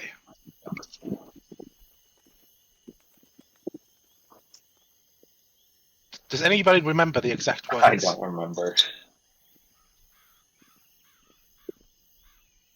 Sad to go. Hakon, is there like a way to roll like a memory check or something? Nope, Buzz. This That's has an happened actual so memory. recently. That's an actual memory diff. Well, there are a lot of things happening. All right, you were Well, you were petrified. Tiberius Yeah, I was was petrified, so I literally Grania can't was the remember. only one standing next to him, and she was a bit freaking the fuck out because she just watched Corvus die in front of her. So Yeah, I was okay. So I'll go up to Grania and I'll put my hand on both of her shoulders and say, "I know this is hard. There was a lot going on, but do you think you could remember what exactly he said before he teleported us away? Was there any sort of hint?"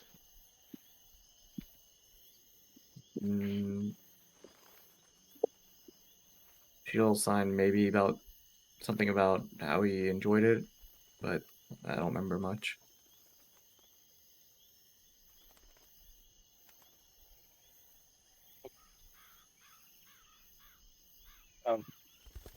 Release my hands from my shoulders.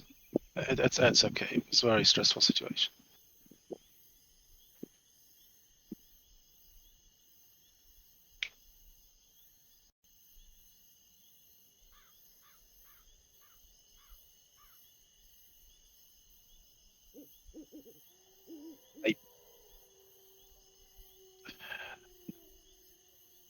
Okay, I guess we can assume that he's spying on us whenever he gets the chance to, right? That's probably a good bet. Or does he? Do you think he actually just stopped caring about us? Is there a chance that that's a thing? I don't know. It was. I feel like in. Well, where we fought that great beast. Up there. Well, I'll point towards the general direction of the big building next to the well. I feel like that's where he first. Or that's when we first realized he was watching us, right? I don't know if he was paying attention to us much before that. And I think down there, underground, I don't think he needs to. I don't think he needs to try to like focus and watch us. I assume he just knows what's going on.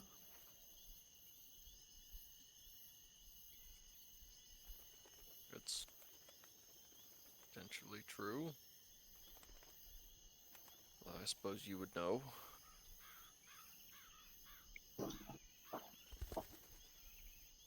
Do we know anything that makes him angry, since he's the Rageful Jester? Yeah, you know so much more about us than him. Is there any like stories you people tell? You're the storyteller. Do you have some stories about him? Well, it's only about like how a few archfey got together and sealed him away. Nothing about like his exploits.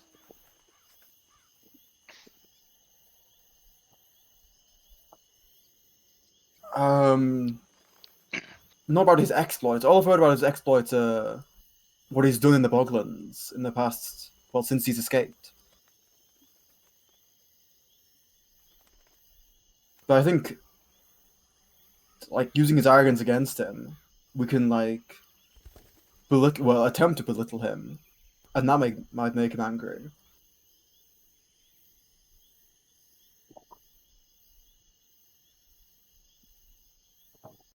That's better than nothing. I feel like if he's angry though, I'm not sure that gets him in a state of mind where we get to touch his cloak.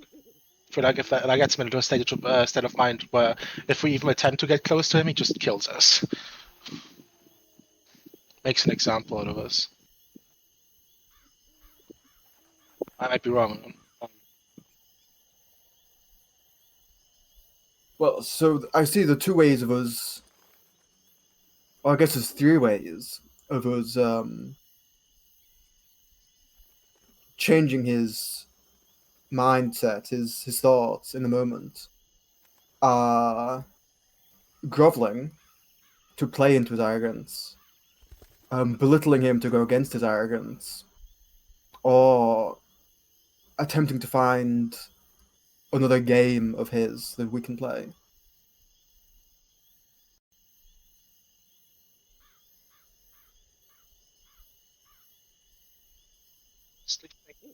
I think the groveling angle might actually be a good one.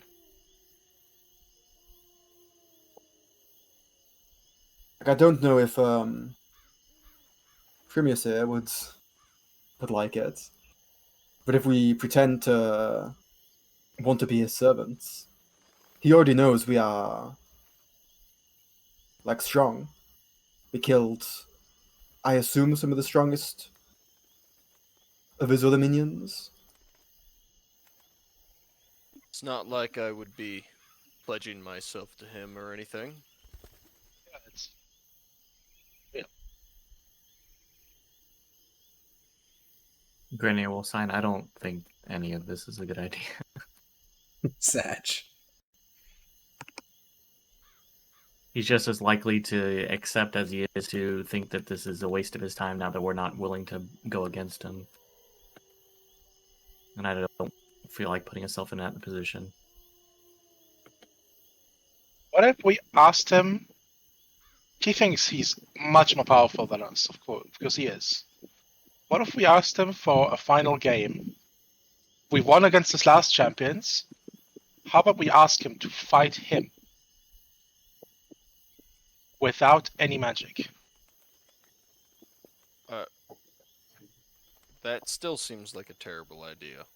We don't actually need to fight him. All we need is for Tiberius to get close enough to touch his cloak. Sure, but how do we survive afterwards? I assume the Bear King will deal with that, right? Won't that take a little bit? I don't know, will it? Tiberius?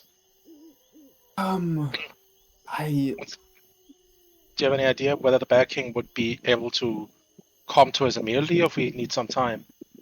And if yes, what type of time frame are we talking? We talking like hours, days, minutes? Well, I assume any archway can get anywhere into the other parts of the Feywild, like at will, basically. Even in the one that is like under his specific control? Because it's like isn't it like a cutoff from the rest of the Feywild, or am I misremembering this? It is a demi-plane, yeah.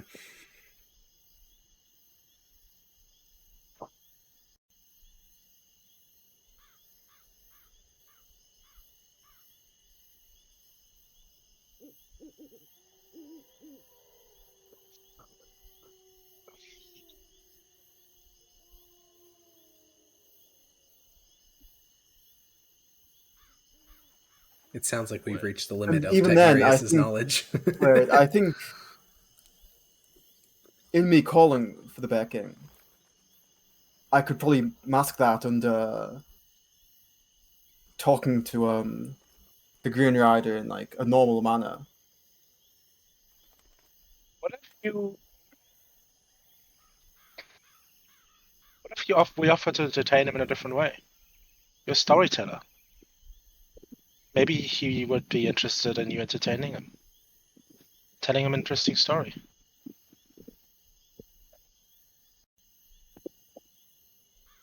I think that could work. Granny What the will fuck is that? let out, not like an actual chuckle because she can't make noises, but like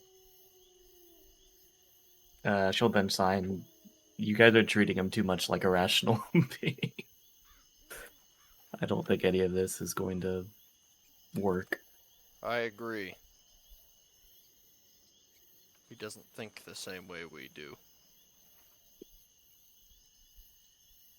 Well, I hate to break it to you guys, but if you have to put yourself in the head of a mad god, that's going to be impossible because it's a mad god. So, but you still need a solution to this problem. But being like, oh, I know you are literally like trying to kill us for sport, but let me tell you a story. That'll make you excited. Yeah, he did say I'm going to hunt the greatest game of all people, and then you're like, wait, let me tell you a good story though. that is. Yeah, but have you read a good book? Yeah, here's Moby Dick. Please spare my life. Ian, listen up, okay? Oh shit. What if there was like an embarrassing Bear King story? Would you like that? Ooh. An embarrassing Bear King story. Yeah, tell him about that one time he forgot to wear his pants to school. No. Now he can use that against the Bear King for the rest of his life. Easy.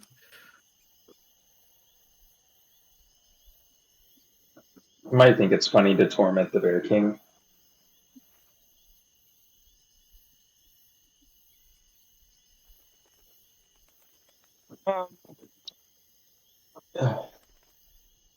Yeah, I think it's time we make a decision.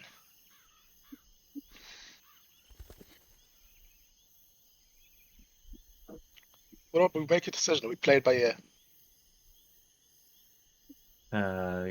Granny will sign. That's kind of what we were doing last time. It didn't exactly end well. I personally think that our best bet might actually be to tell him. That can he tell when we lie to him like very easily? I don't know if you've gotten the chance to test that. Yeah. I don't know how. Yeah, I don't know how we could know that. Tiberius, Ednes, you guys are good at lying, right? Well, So, You're a I storyteller guess- and you used to be a spy. You're good at lying. This is just a fact. I'm not trying to The- offend you. yeah, we might be good at lying, but he might be the best in existence at lying. This is true. But is he the best at telling that somebody's lying? Those are different skills.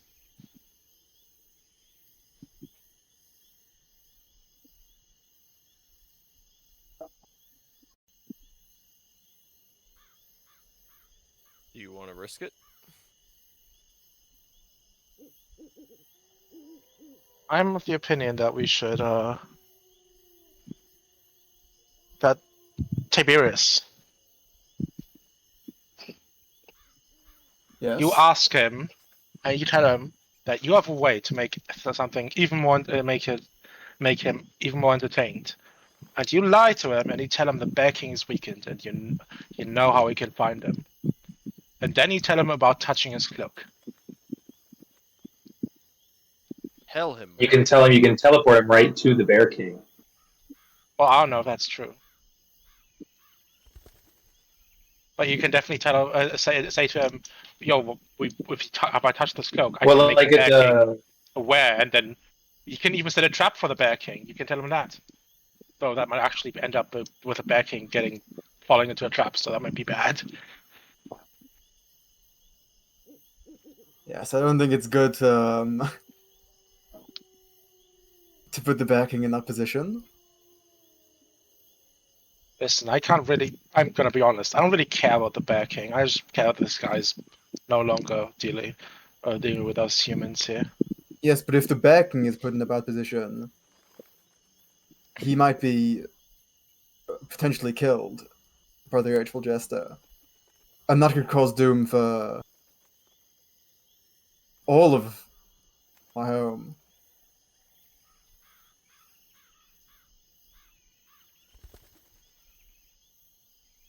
I know you don't care about the Feywild. But I think me and a lot of other creatures would prefer not to go to waste. Prefer not to die.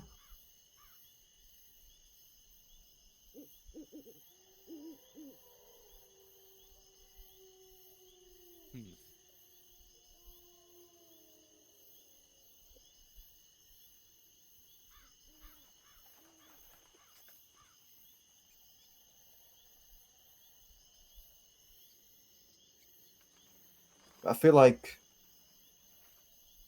some of your mind's already made up. And if you wish to leave here, know that I will not be living with you. I will go back down and I will do my best to end this myself. Killed. Are you really?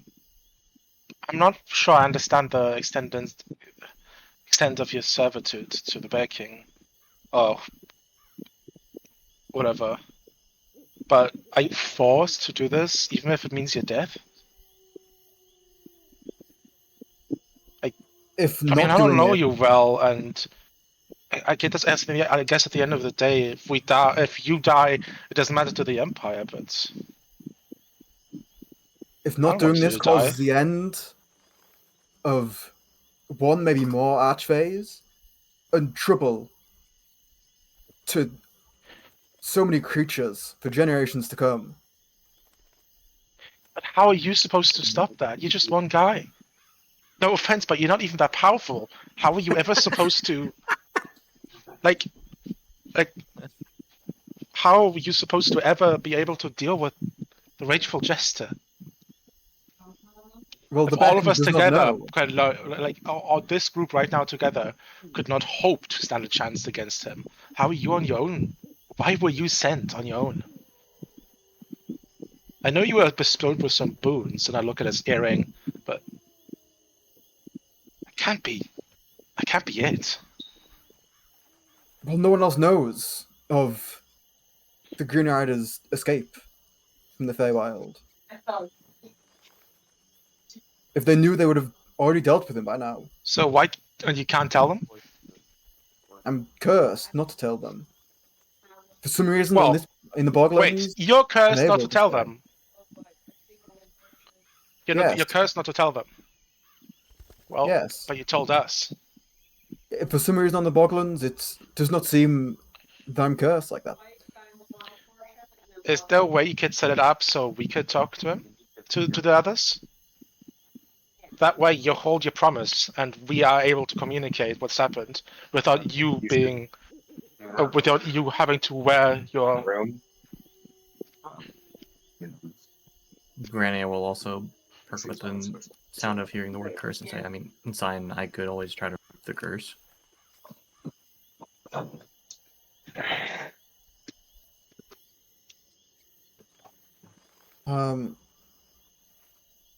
I don't know. There's always a chance.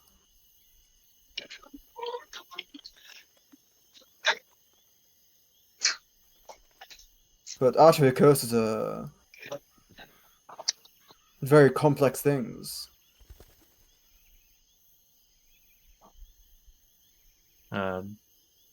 She'll shrug and then just, I'm sure someone's translating it. It doesn't hurt to try. She's right. And Tiberius will give a nod.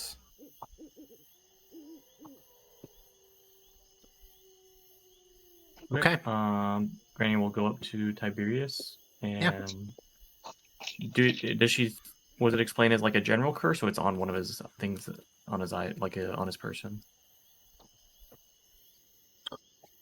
How would you explain it, Tangy? You're very familiar with how you got the curse and exactly what it does. So how would you describe it?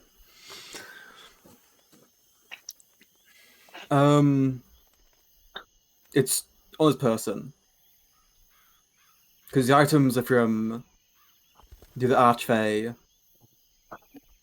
But the curse is more like an all-encompassing thing.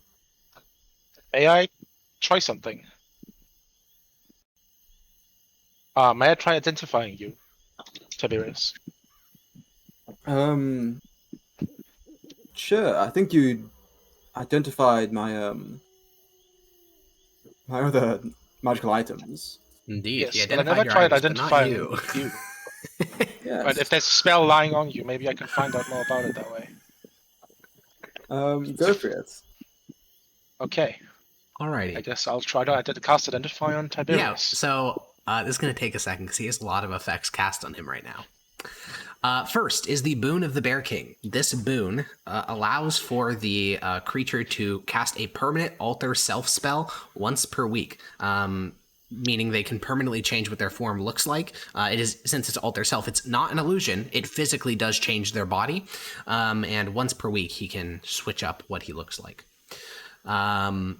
Next is the Boon of the Green Watcher, which allows the pursuer to be able to hear and speak all languages, though to him it all sounds like Sylvan, which is the Fey tongue. That makes sense why you sound so weirdly no accent. There's the Boon of Skalatha, which allows for the pursuer to cast magic, period. Otherwise, he would not be able to, or be incredibly pathetic.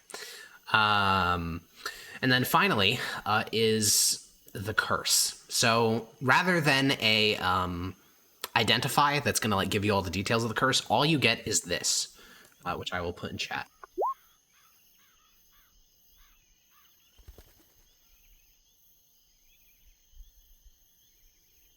Just to give that a read through for Chowder. Curse of the Pursuer. Words unspoken, truth confined. Hearsomes escape, silence bind. Cloak touched, secrets unwind. That mean that removing it, the curse part of it, the bad part, may also remove the good part of him being able to touch the Green Rider's cloak to get rid of this? Because you said it like in the same part. That's the, I don't know, that's the whole curse though. Okay, I'm less acclimated to do it because it may regard win condition. The mention touching the cloak.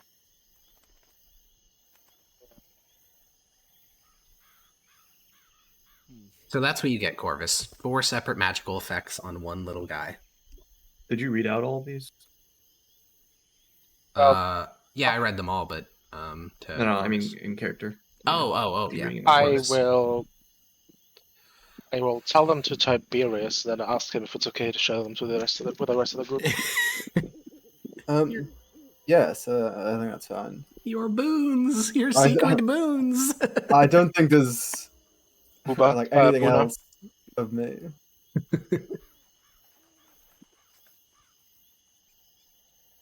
If you wanted to kill me, you would have done it by now. Well, yeah, I doubt this will change anything.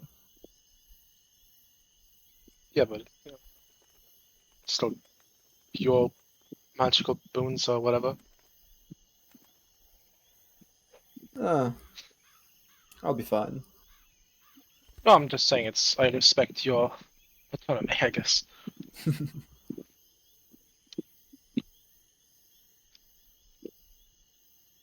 I appreciate somebody adhering to a code without being forced to by the Empire.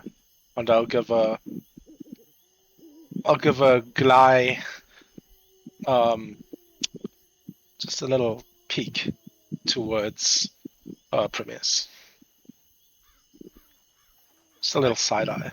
I pretend not to notice.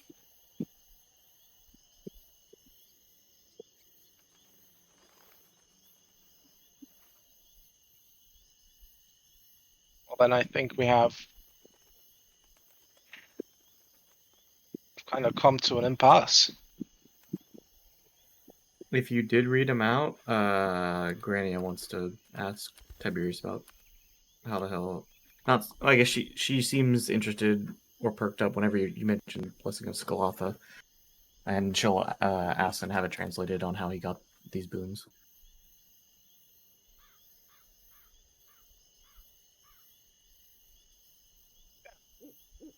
How did you come to get these boons, I guess? This is a long time ago. The Bear King. He felt something odd. About the Rageful Jester. So I was told to go see if anything is going on with him. And I went through multiple Archfey realms. Met with Skalatha, the Green Watcher, and they gave me their boons. I'm assuming this is probably like unheard of for Anya, so she's gonna press further and like, why? Why would she do that?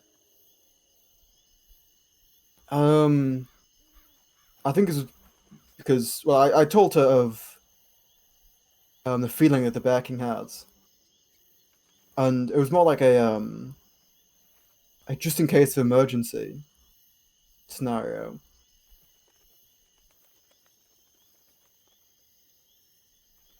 I think if I just walked through Skalatha's realm for no other reason, I don't think. Well, I would have none of these boons if it was for no reason. Granny's gonna ask the Fluttering One telepathically. Do you think he's lying? Oh, Because she'll say, "This doesn't sound like her." yeah. I mean, the Fluttering One will think it's strange that he was so generous to random traveler, but he doesn't know. He's not that long lived. He hasn't been alive for the length of Skalatha's immense life, so he's not sure.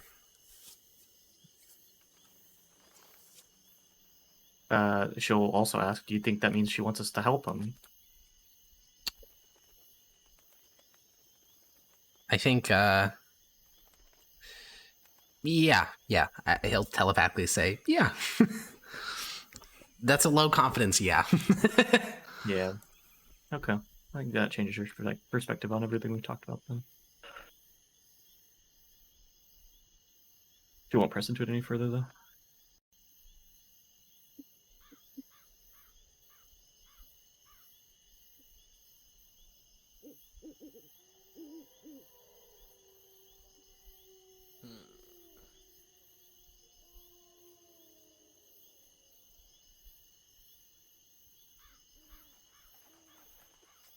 Right to the conundrum. So what now?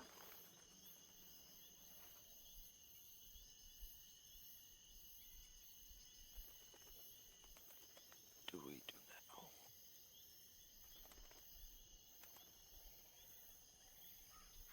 Well, we've come up with a few possible plans of action.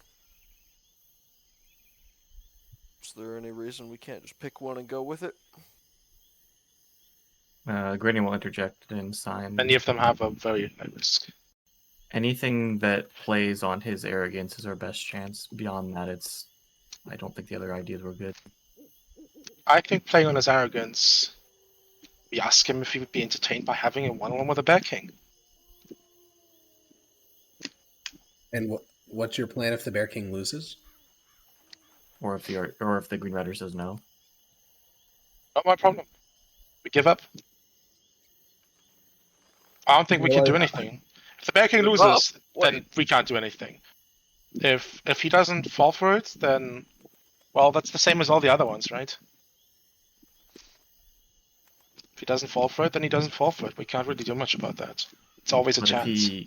if we're betting this on us, bringing this to him, and he denies it, and we have nothing else, do you think he's just gonna let us walk away?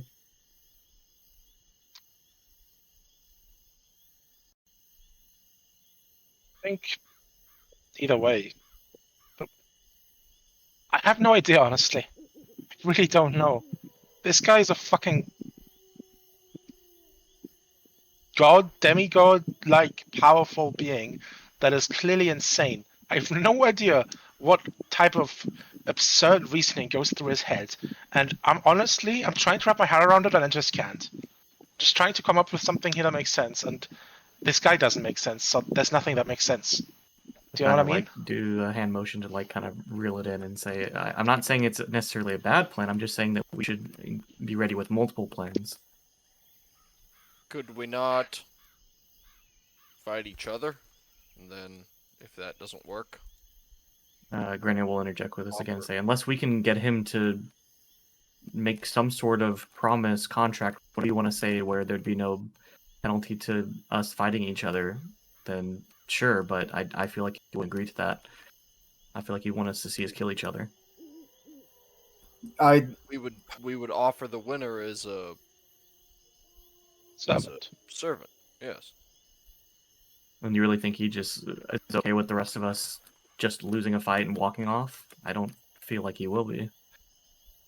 I mean, perhaps not, even if we offered all of us as servants. Would it not be the same? The whole point We is told to get him we can have all of us in servants, and to tell our like pecking order, we can have, I don't know. The options are offering ourselves for servitude, or trying to play into him being arrogant and rageful enough that he wants to actually have a fight with either the Bear King or us.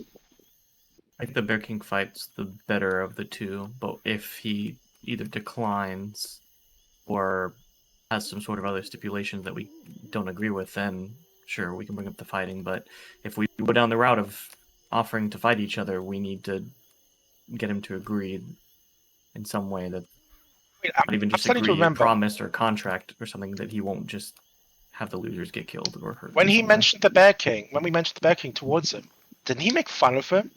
Didn't he say he's like barely worth like considering or something? Or am I misremembering this? I feel like he made fun of the Bear King. If he said barely, like, that would be very funny. That would be very funny. But when the Eldritch God does dad humor. I feel like I vaguely remember that he said like the Bear King is kind of like a joke. So whatever you ask him to, stand by his words, if he said that much of a joke, fucking fight him, loser. Just shrug and say, I don't remember he said that. Well, wouldn't trapping him in wordplay be, isn't that, sort of the whole thing with you, Faye?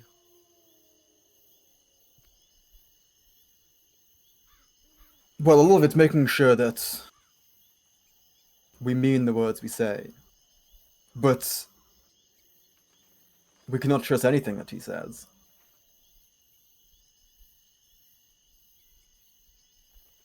Well, if you guys are actually in the Feywild while talking to him, he can't outright make a promise and then violate it, because if he does, that will trigger basically like oath breaking, which has like magical ramifications in the Athalor, and he would be severely punished. Okay, so I think we go out there, we tell him, have an offering for him, we have an offer we'd like to make him, and we seek an audience with him so we can make it. And we see how he reacts. Is there not if he can just scry on us, why wouldn't he just make us give him our offer then and there? Because we'll explain to him that we want to give it to him in the Feywild, so that we are bound to our words. And he wouldn't detect that.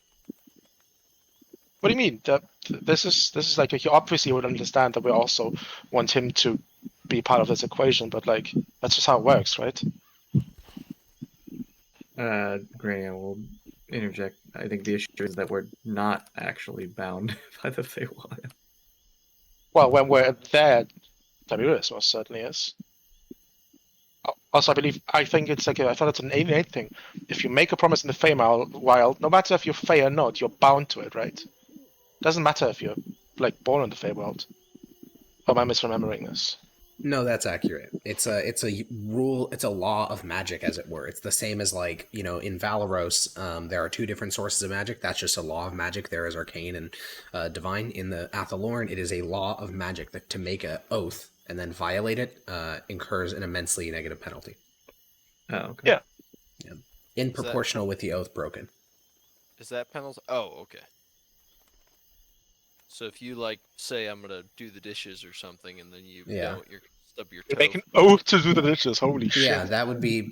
I mean, well, he's right. Like, if you just say, "Yeah, I'll do the dishes," like I promise, like something as simple as that could literally be like a binding oath in Athelorn.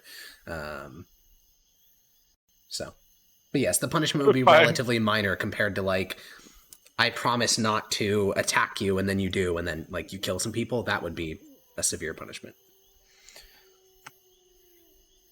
Promise not to stab my toe. Stabs my toe. Oh, fuck.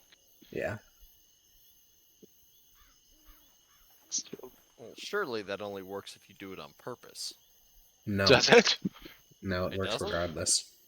Oh. It's actually I ironically promise enough, not to I mean, die. Okay, good Actually, check. it's not really ironic. Just funnily enough, it works almost identical to the Gaius spell, if you're familiar with that. The Gaius spell looks at two things. One, it looks at your intent. Do you intend to follow through with the order? And then two, are you actually going through the material actions to follow through with the promise? If you fail to do either of them, the Gaius spell deals damage to you. And in that same way, the Realm of Souls would, Athelorn would punish you. Wait, so if you're really trying your best not to stab your toe, but you accidentally stab your toe. Yep. Don't Does make it oaths do like that, still bozo. fire? Don't make those fucking... That's why they're very careful about promises. Don't Oh, promise no, to do of course, that something was you a can't joke. do. No, I know, but you get a good point, which is like, you know, you got to be really careful the types of thing you agree to do. Like, arguably, the reason Tiberius is even here is because he made an agreement to do something that he did not realize the full implications of. What are these penalties? It is incredibly inconsistent. We'll put it that way. Are there some But examples? they that we usually know lead of? to like severe harm, right? The only examples I'll give are the ones that Grania and Tiberius be aware of, and they can choose to share them if they want. Tiberius knows of a fellow hunter of the Bear King who boasted that he could slay the biggest deer, and then, you know, made an oath, like very performatively, like, oh yeah, I'll kill the biggest deer on the next hunt. He did not, and he was turned into a deer and then hunted. And then one that Grania would know was there was a fairy who... behind closed doors began to speak ill of the head of his family. And so the head of his family, you know, gathered together all the fairies and said, you know, I need you guys to make oaths that you will not speak ill of me behind my back. And the little fairy, despite knowing the risks, thought, you know, it'll be fine. It was not fine. The fairy was wrenched apart by an invisible force, like its limbs were torn off by something that wasn't there. Good lord. Yeah, so like severe to deadly consequences, either immediate or, you know, poetic. That's for sure. Yeah, Granny wouldn't have shared this, by the way. Okay. Just heads up. Nifty. Okay. Those aren't terrifying at all.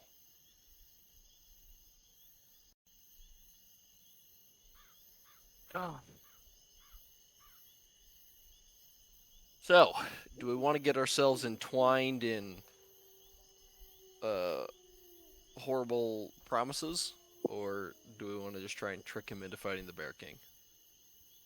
Well, I don't think we'd trick anyone at that point.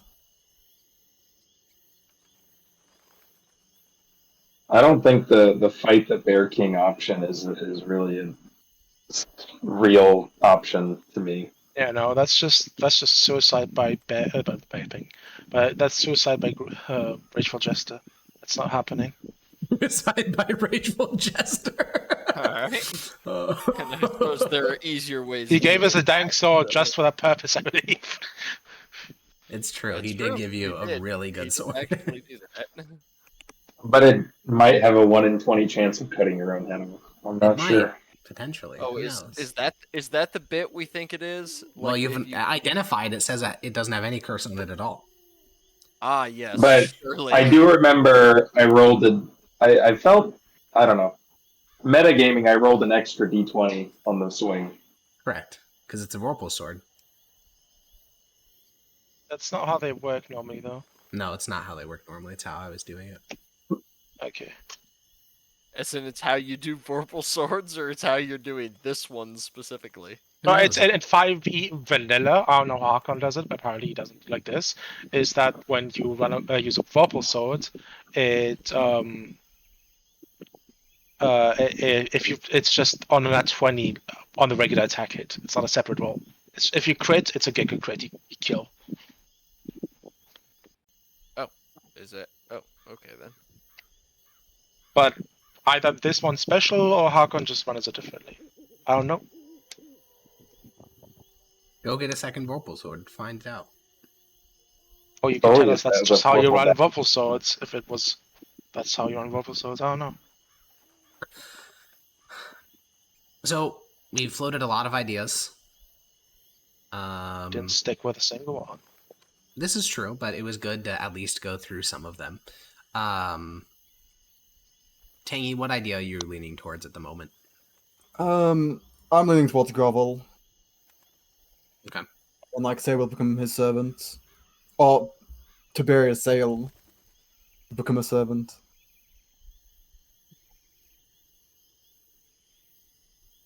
Would that break your current oath of whatever you're trying to do for the Bear King? Would that make two conflicting oaths and then you like get fucked?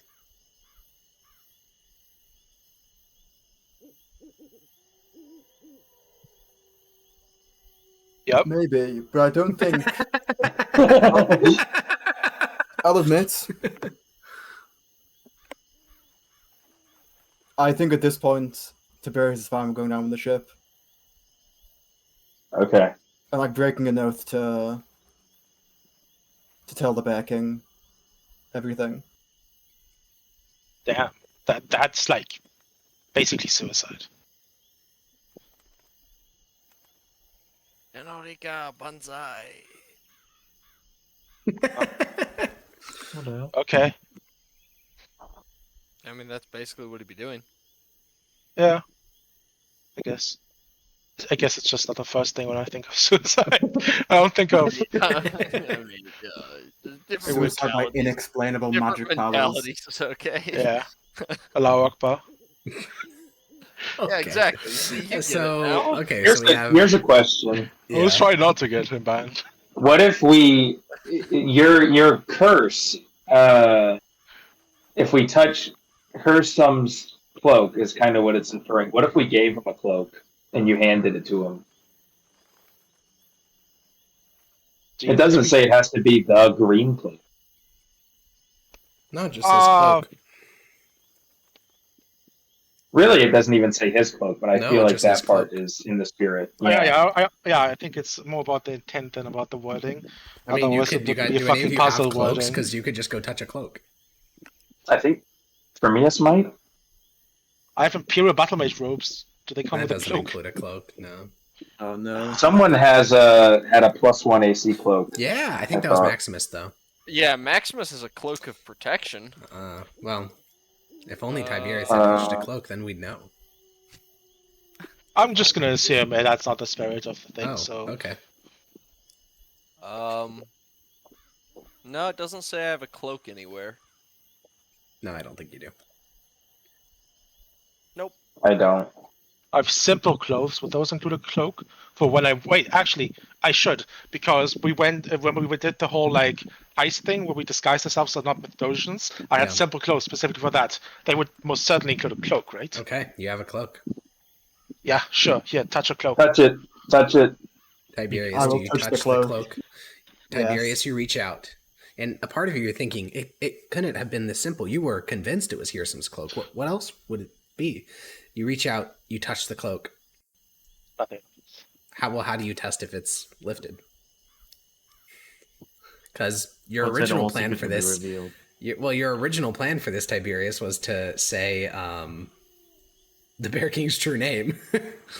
So do you try to say that to bring him forth? Yes, I'll say the Bear King's true name. All right, you try to Yeah. say it, and your lips don't move. Oh, okay. Couldn't have been that easy. And we It burnt seems the to be only still out of piece the of same cloak. And Yes, we burned the that- only piece of cloak that was You did do that. available. Actually, we did. Yeah, I think you It brought is that up like actually 3 so sessions cursed. ago, and I was like, that is hilarious. And it's just so cursed. Because that actually probably would have fulfilled like the spirit of the and the literal text and the spirit of the text. Oh man.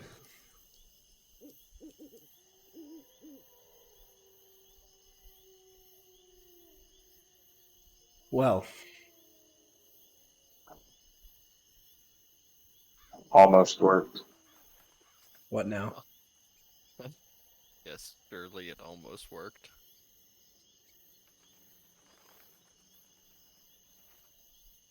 That's a good question. I'm still saying we fight each other, offer the winners a servant, and then just make the winner Tiberius. And then bam. Be like he'd realize if we made that intentionally. If we did that a little bit of trolling. Would he? I don't. Considering that we're all way better at combat than he is. Yeah. He's seen us fight. Yeah, sure, right? But it's possible, nonetheless. I mean, if we do like a big battle royal, he could be like the guy that survives, and we knock each other out. Someone I don't would think have- a 1-versus-1 combat would work. I don't know why it wouldn't. I mean, Shut you know, out, 1-versus-1, someone's gonna win, right? Is there any? None of us are super The good at 50-50 melee. chance. Yeah. Well, what if it's not a battle of brawn? Yeah, what if it's a battle of weights? Here we go. I like this idea.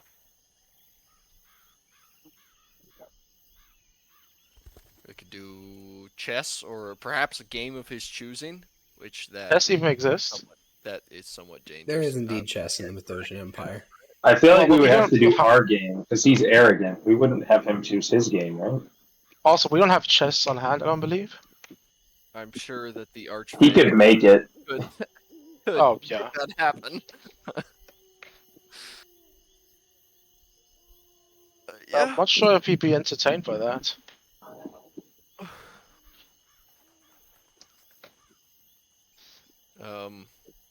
I don't know, a fucking you know, pie throwing contest.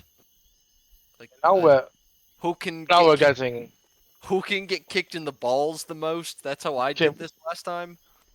well. I think Grania wins automatically, so Well, Well. that's okay. It's not like Who- it doesn't From a hurt. it's from a yeah. technicality standpoint, she wins Who because she can- doesn't have balls. Who can get kicked in the groin? The Ah, okay, most? there we go. There you go. Yeah, Wait. That's a good question. hey, hello. Because okay. I made my own form, didn't I? You did, yeah. It's a Kendo. Are you a Ken doll? I mean, you only have it if you wanted to have it. It's up to Kendall. you. I think I'm a Ken doll. Okay, you're a Kendall. So how do you pee? It's also a good question. You don't? Do you have a He cloaca? Yeah. does Bill? need to pee. He has to. He's immortal. He's like a biological creature. He eats Sure, food but and stuff. if he can choose Yeah, but maybe his as a own cloaca. form, can't he choose a form that? Yeah, actually, you know what? That's a way better. That's a way better point. Yeah. Okay. That's still a pee tube, so Well, yeah, but it's joined with the other one. sure. Well, I'm glad Also, that we I feel like- centered on the fact that Tangy has a cloaca. Yeah, but very important part of the. Mission, Now canonical. mission done, guys. Let's go home. It's just more efficient Mission than completed. anything else. I mean, is this really how stupid we want to get? Because unironically, this is what worked last Is time. this I even had- stupid? I'm pretty sure that like this is straight out of like Norse myth. Like I'm pretty sure like Loki got challenged to a fucking drinking competition by Thor once. Like we're not dealing with like high-minded like genius. I guess it's true. This is you know. We did a drinking contest. Or is We there still- that one where Loki made a bet with dwarves, and I'm pretty sure it was who could make the best shirt, and like what was on the line was murder. Like they were gonna kill Loki if he lost the bet, and then he did. So like they just do shit like that sometimes. Like that's all. That's fine and all, but I'm pretty sure getting who can get kicked in the nuts the most is even lower. it's than all the that. same shit, But bro. all I the same shit. suppose if we think it would work, and it certainly would work if we just had Mr. Kendall over here. he How would do you win. know that? You can't possibly know that.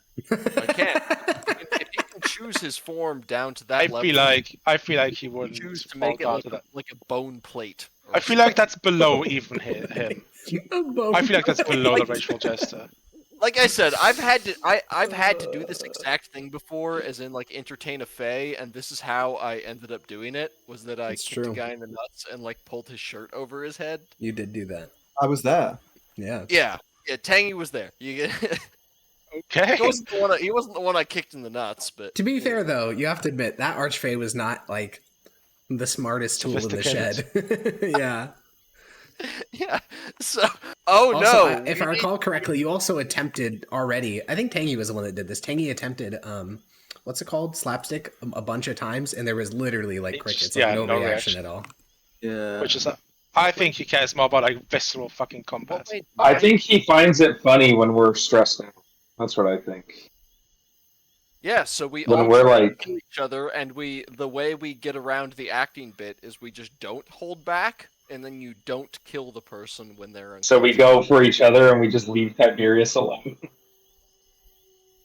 Well, no, he could get in on it. That's not plausible though. We just don't like super focus. I don't think it. There, I don't think it's plausible that even in a battle royale, Tiberius ever comes out as a winner. No offense, but you're just not specified like specialized in combat at all. Well, All like of you us said are. earlier, he has mind control, so you could try. You could try. Yeah. Here's a But question.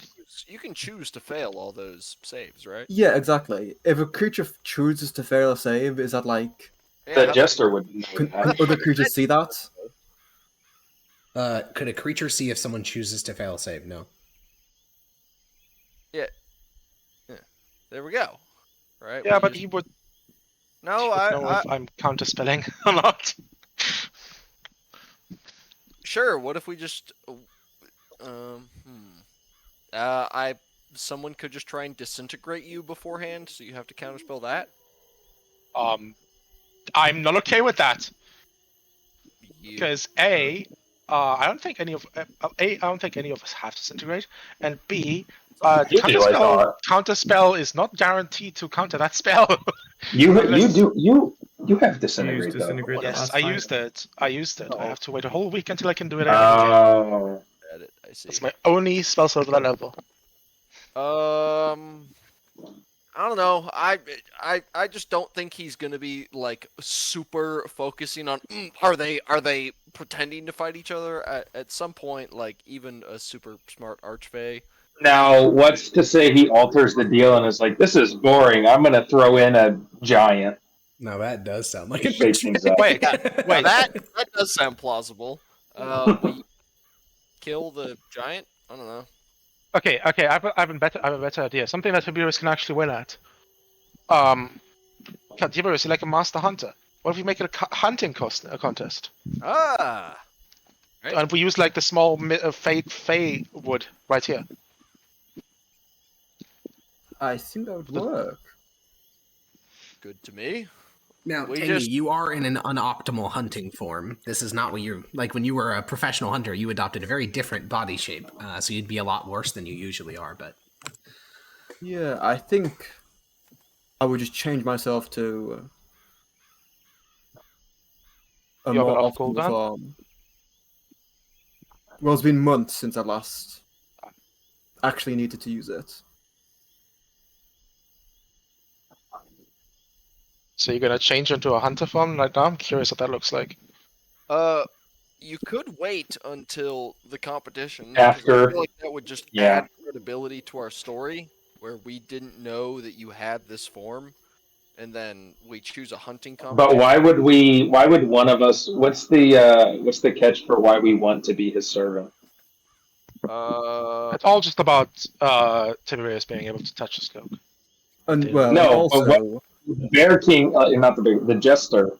Like we're like, oh, whoever wins can be your servant, but that means that we all wish we could be his servant, right? No, it's just way funnier than if like he killed us or something. well, it'll play into his arrogance. Because if we make Well, him believe he's That was more the- powerful than any other being we've seen before, Oh, so we're just so enamored with him, we want to serve him. Which, like, for most That's of us, what we want him to believe. Yeah, we basically say we realize that he's just superior. isn't that true for most of us too? Depends on what you define superior by what metric, but yeah, I mean, more powerful. Is that's he? for He's sure. definitely Yeah, the most certainly. powerful being any of us have come in. Besides you, Besides Prometheus, Ren and just Saul, literally, yeah. you would think he's stronger. I was Yeah, about to ask. 'Cause there's a pretty good chance he is. We don't know. I feel like Ren and Saul is pretty powerful. No, no, Tiberius doesn't believe that. How dare you all? I just don't know how strong an Archfey is. Wait, fuck, did I say Tiberius? You I think did. I did. Yes. That's his You fake know- name. You know what I meant. You know what I meant. No, Actually, no, I didn't. I'm meant incredibly to- confused. As in So I guess that's our plan. the We go superior, but begging, say we'll have a contest. We all see that you're so great, but you should only take the best of us, kind of deal. sure, but then that's just gonna lead him to choose the contest, right?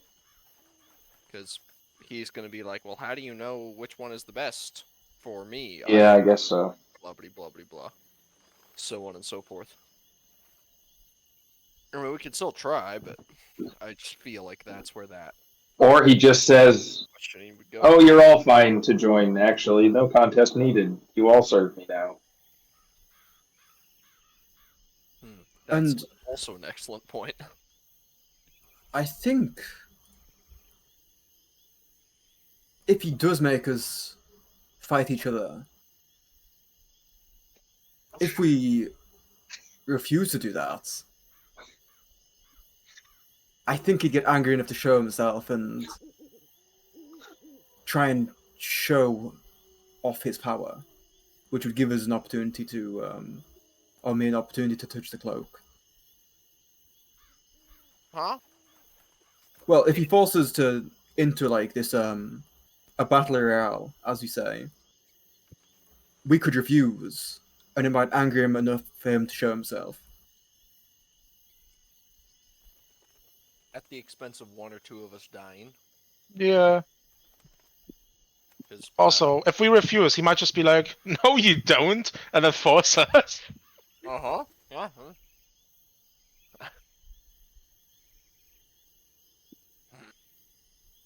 We've been stuck on this for a while now. Yeah, about an hour and a half. But hey, I mean, what are you going to do? Proceed forward without a plan on how to deal with, like, the Archfey? I just feel like Alex, can we take a 5 or 10 minute break real quick? Yeah, we could take a 5-minute mental reset. Okay, we'll take a 5-minute break. When we get back, we'll continue to think about how to deal with an Archfey. yeah, I feel like I have no idea what I'm. Yeah, No, just 5 minutes, walk around, go get some water, think about it. All right, we'll be right back. Alrighty, welcome back to PAX. We're just right back to planning. So, what are we thinking, guys? Do we want to review the facts, or would you just like to return to planning? Put it down. Fuck it. I think a review of the facts would be good. You said run it down. How are you going to run it down? How do you even do that? And I would scream my full name, kill myself with a vorpal sword. Okay. GG. Oh I'm my waiting. god. No, I'm not doing that.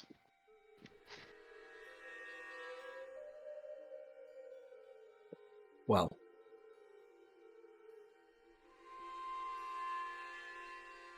Well. Oh. Come up with a couple different plans, right? yeah. I mean, Well, we basically, could- most of them involve tricking the Green Rider into getting Tiberius close enough to touch him. Either through... I still think tricking him into getting him, like, indentured to the Green Rider is the best way to go. I think I have an idea. Okay.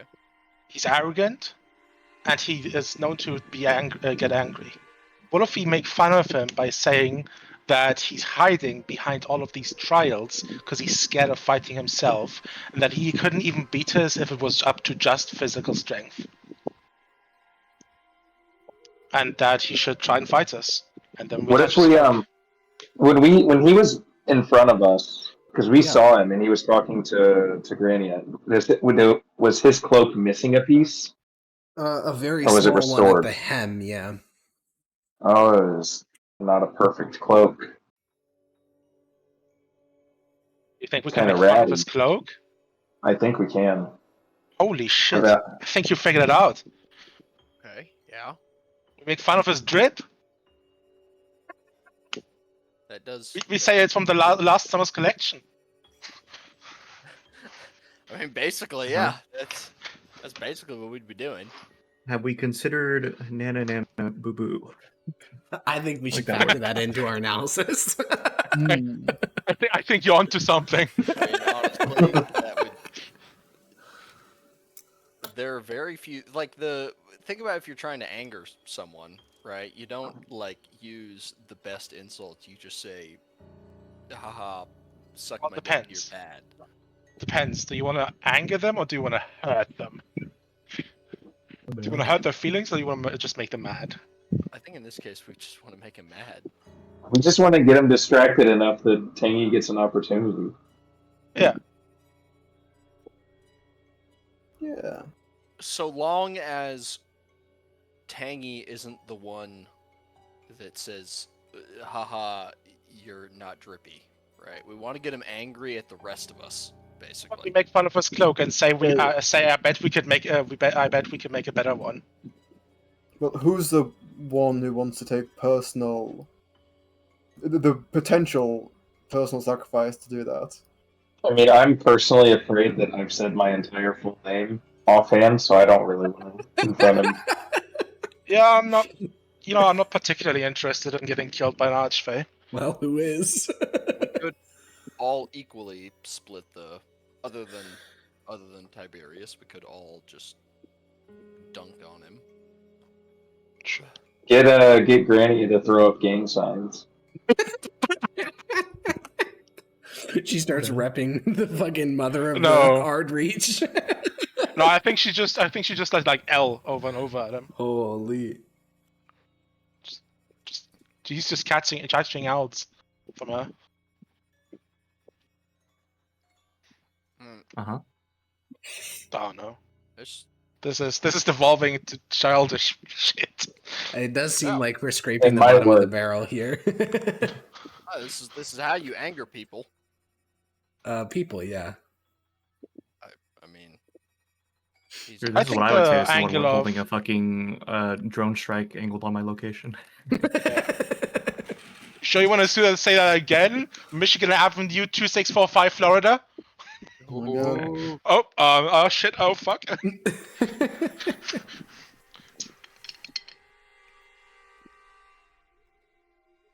So what's the real plan? We're gonna. Okay, so I think the two plans we have are belittling him and offering servitude. Yeah, it's very either or. We can't be like, I I want to think the serve you, belittling but thing also works. your drip sucks. I think the belittling angle is good. so do I. Okay. He is the Rageful Jester after all. Yeah, but what if he just kills it? Well, that's I guess then we either just way. die. No, I guess we just yeah. die. I think he's I too guess we die. arrogant to kill his outright like that. It depends how mad we make him. Okay, I think I've heard enough. I want us to commit to something. I'm getting really impatient. All right, let's go make fun of his clothes and how he's not a regular satyr. His legs are the wrong way. Yeah. What else is wrong with And him? his leg fur hasn't been combed in like 2 weeks. Come on, man. What is a unit of time in the Feywild, Tiberius, that we could 2 use? cycles. Hasn't been washed in 2 cycles. Oh my It god. hasn't been washed ever since he got out of prison.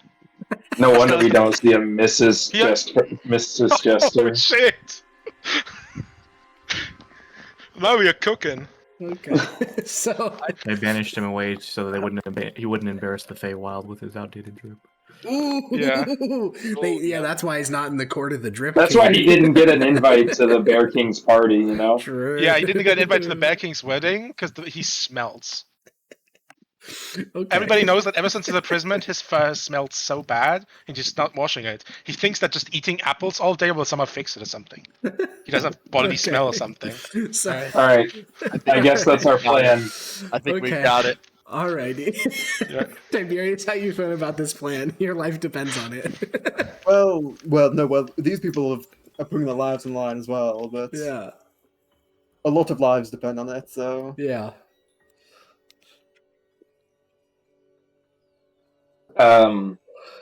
Okay.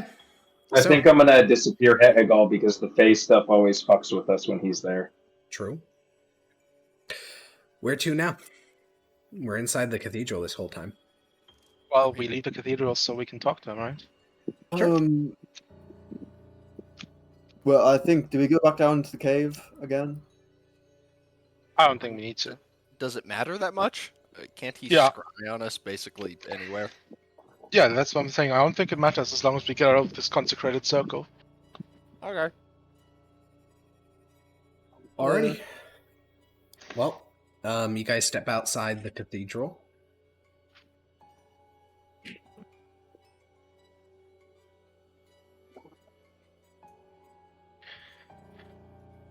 Where did we see the eyes on us in the forest? You felt like creatures have watched you from the forest before, yeah.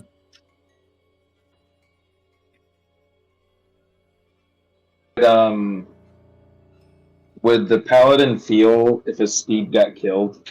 Yeah. Okay. I think we would just walk out. When we walk out, I'm just gonna say, I gotta say, I'm kind of disappointed. He's like the Green Rider, but I thought he would be like a little more impressive. So did I. No. Kind of skinny. A rather raggedy cloak. Yeah, and what's up with the furry legs? Like, I swear I saw some like insects in there. Does he even clean that shit? I don't think so.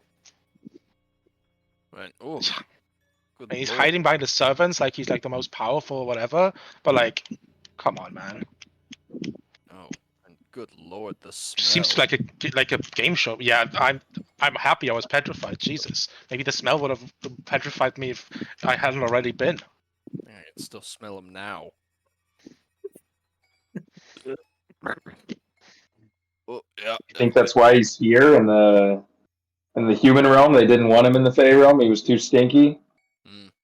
Well, not just that. I feel like he was just scared. He just ran away, you know. Yeah.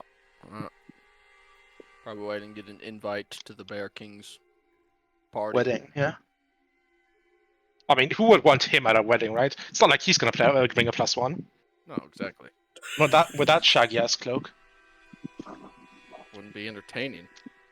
he would probably just bring his hags, who are even more stinky than he is. Jesus.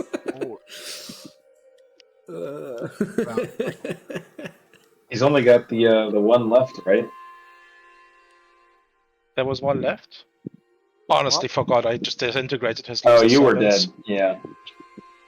Oh, Well, yeah, I was dead, but I did disintegrate one of them because all of his servants are kind of, Mm-hmm. whatever. She looks What? better that way. ran off. Indication of what he is. Yeah. Well, I think we scared him off enough. Oh, What's up with this whole like entertainment deal to begin with? Like, oh yeah, we need to be entertained. Like, So do you are have we nothing are we better to do? making our way You're towards like the how many the 100 exit? years old Fae? I don't know what you guys are doing. I thought you were just hanging outside the church.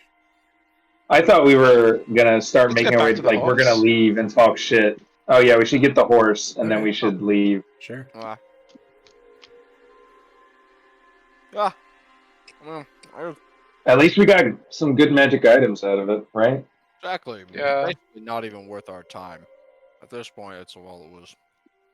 I thought he was gonna play some funny jokes, tell a joke or two, but I didn't laugh at all. See, thought maybe he himself would do something, but he seemed to be delegating everything. You guys grabbed the reins of Grimius's horse. Well,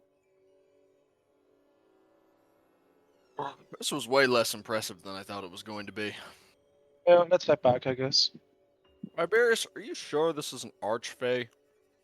Like, oh, I've only heard rumors and myths, but this seems low.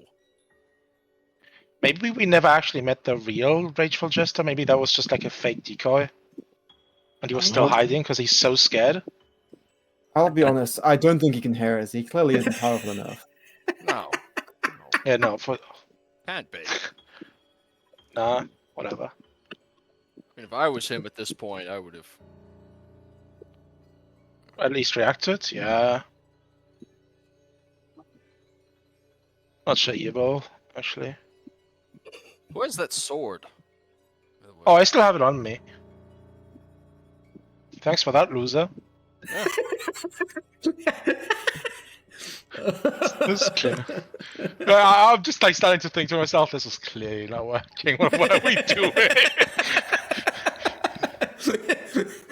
We're I don't even know if he's degenerated to just listening. calling him a loser.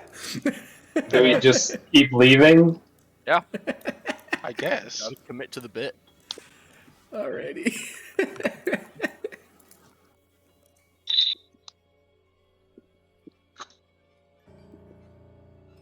Just keep going.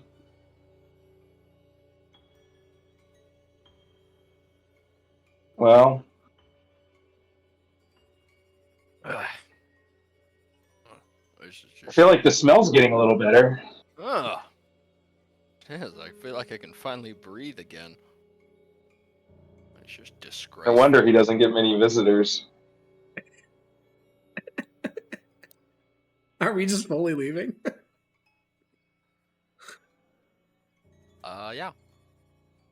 Tiberius is gonna go back in alone and die. We got a full commit. I guess we. Okay. Oh god, yeah, I guess that was a big L, huh? You guys Tried get to be about faked. half a mile away, and you look back towards the city. There's been no reaction. God, Damn it. I thought we had something there. I was convinced that was gonna work. Okay, clearly he wasn't listening on us. We need to go back down into the underground bits. Were the Fey eyes on us while we were doing this? Okay, well, to be clear, when I say Fey Eyes, it's just the feeling of being watched. And when you guys walked past the woods to go grab your horse, you did have the feeling of being watched. But there's no guarantee that that's like the Green Rider. Well, the only guarantee that we can get is like the scrying object. If you catch one, yeah. Yeah. But I don't think we've even attempted to see if we've been scryed on. Yeah. True, if we didn't. Did we get the rations off the ground in there? Do we need to when go you back walked and through get the it? gatehouse, you were able to recover 5 rations from the perhaps 20 or so. Most of them are covered with horse blood or rotting. But the ones that survived the death of a horse... I just meant I want an excuse to go back Yeah, because I feel like it didn't work. Yeah.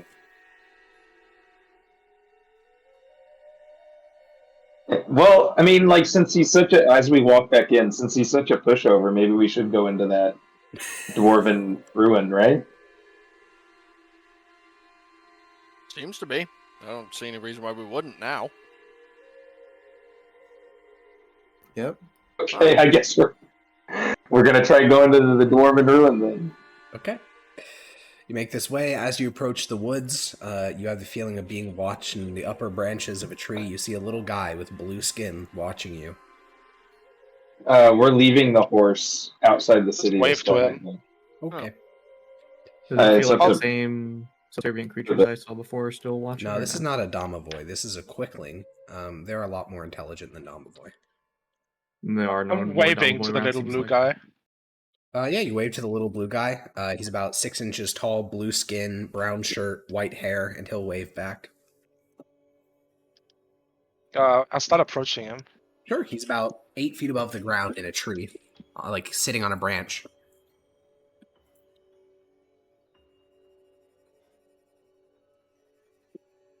I'll just look at him. He looks down at you. So this Rageful Jester guy, huh? You serve him?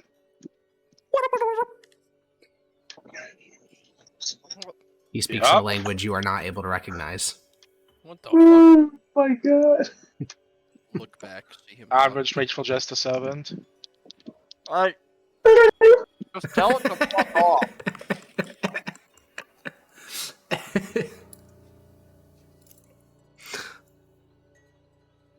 Clearly, it's just that doinky thing watching us. Listen here, this one didn't do us anything bad, okay? But it doesn't smell nearly as bad as the Rageful Jester. That's clearly the case, because I can't smell it from way the hell over here. I'll try and speak in Sylvan to it. Yeah, what do you say? Who do you serve?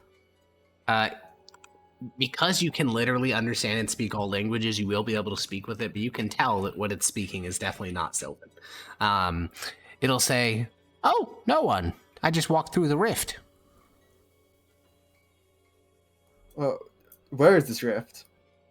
He points over his shoulder in the direction of the very thick woodlands next to the ruined castle.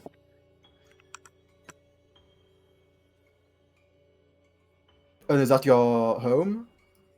On No, either side? I live far away. I was just traveling. It's a rare opportunity to come to the Boglands. Wait, so what is your home? Are you familiar with the Dewdrop Glade? I don't think I am. We're guarded by the Protector of the Forest, an ancient unicorn, very powerful. I'll relay this to everyone Wait. else that he's from the Dewdrop Glade and he's protected by a powerful unicorn. Alex, no. Does anyone know what he's talking about?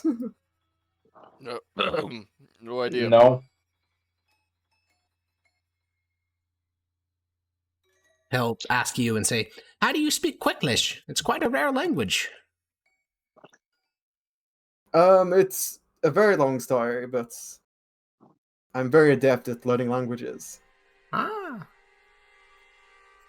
You should come home with me. The people in the glade aren't very used to seeing tall folk who speak Quicklish. No, I have a job to do in the Boglands.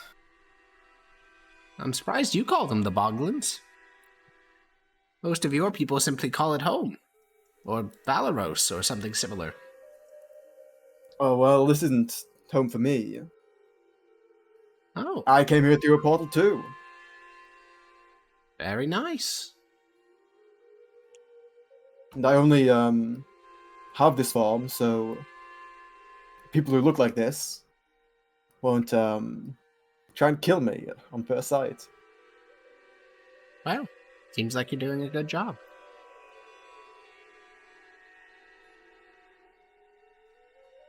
He So remains what have seated you- on the branch.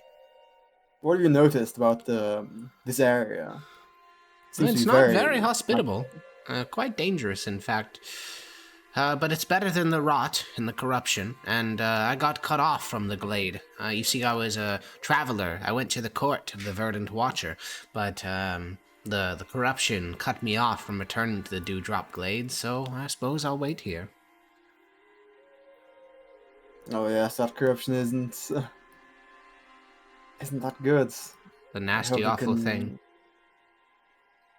I hope someone can stop it from spreading everywhere. I've heard it from others that even the trees have begun to scream.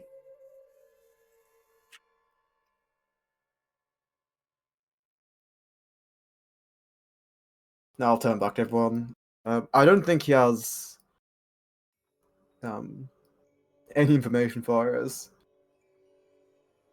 He just seems to be a traveler here.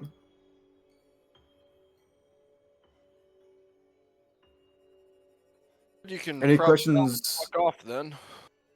Any questions that any of you would like to answer?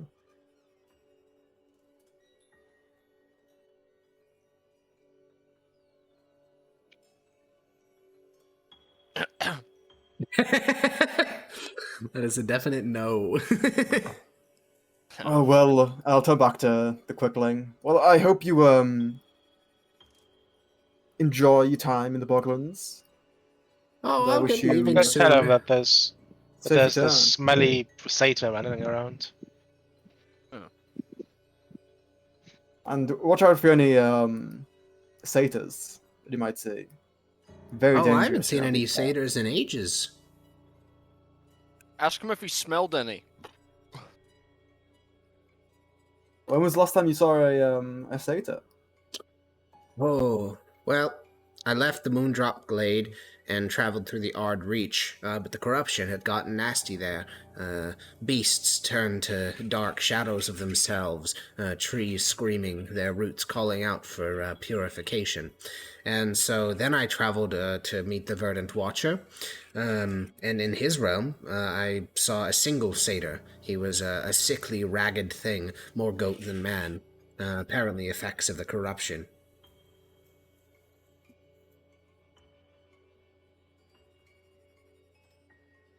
Oh. Well, thank you for that. That might be. It's good to know. And then I'll turn to everyone else. I just want to confirm with the floating one. You can't understand him, right? Is what I'll ask. No, you. Fluttering One doesn't speak that language. Yeah, okay. You speak the Fey equivalent of Common. He is speaking a racial-specific language, Gotcha. like Dwarvish or whatever, but it's Quicklish. You guys have met a Quickling once before, but that one spoke Cymbalin, the half-Elven language.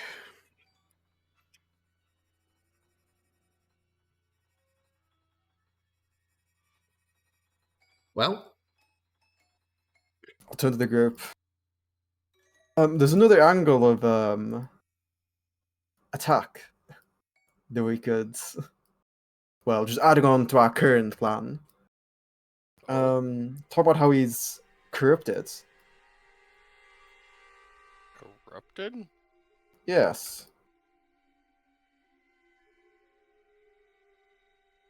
Thing from the Feywild because of the Disease. corruption.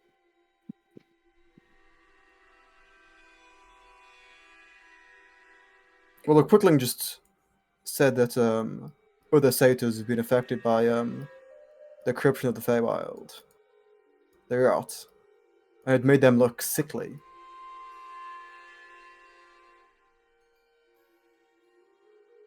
I mean, that makes sense.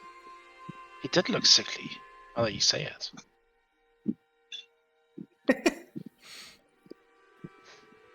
Maybe he is corrupted.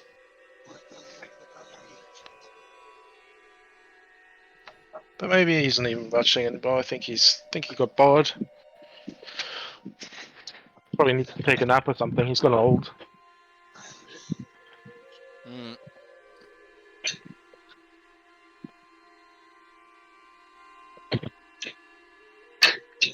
so do we continue onward?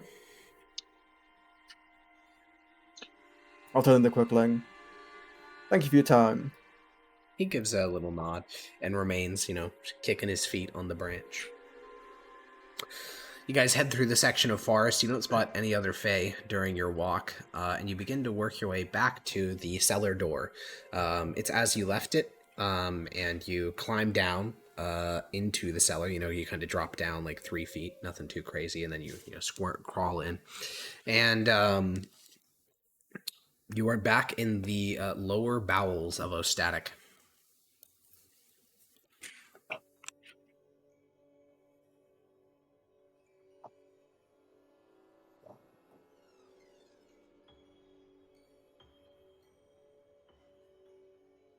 Okay, I guess it's time to What's cave time? start this again. Are we feeling like we're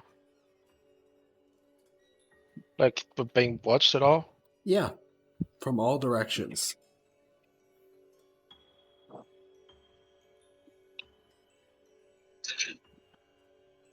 Right, we're back. He's still hiding from us? scared to beat all your champions, and you got nobody to hide behind? Okay. Coward. Permius, Uh-oh. you Why feel me? like the best way to describe this is you are, a person. You feel like yourself. Then you feel a force beyond yourself for a moment puppets your body. It doesn't speak for you. Instead, it changes what your body is. It's as if something, plucked a string at the very core of what you are. Something so true that it's undeniable. And you feel the flesh that forms your mouth and lips all fuse into one. You have no mouth. Yeah, that's all I got. That's horrifying. And yet he We know must whose true scream. name he has. Well, maybe that's just first name can do that much. Maybe they get a lot worse with a full name. I don't know. So I as guess I'll you're go talking on. trash, Corvus, you look behind you, or I think out of the corner of your eye, you see, Primius's arms move, and you see he has no mouth. So, I'll just You know what? look at No, this motherfucker's just doing this to intimidate us. I'll like stare up into the sky and like shake my fist and just go. Okay. You can Yeah, sign at him. I will try Alright. not to appear as scared as I Yeah, actually. Primius, make a Constitution saving throw. You're- it's No. dangerous game we're playing here. No. This is. I mean, it's worth it. kind of working in the sense that now that he's actually watching you, you're getting a reaction. Okay, I'm not Primius, supposed that to was have to see if advantage for yeah. any reason. No, that was to see if you pass out. Your forearm folds in on itself, so the tips of your middle finger touches your elbow as your arm snaps in half.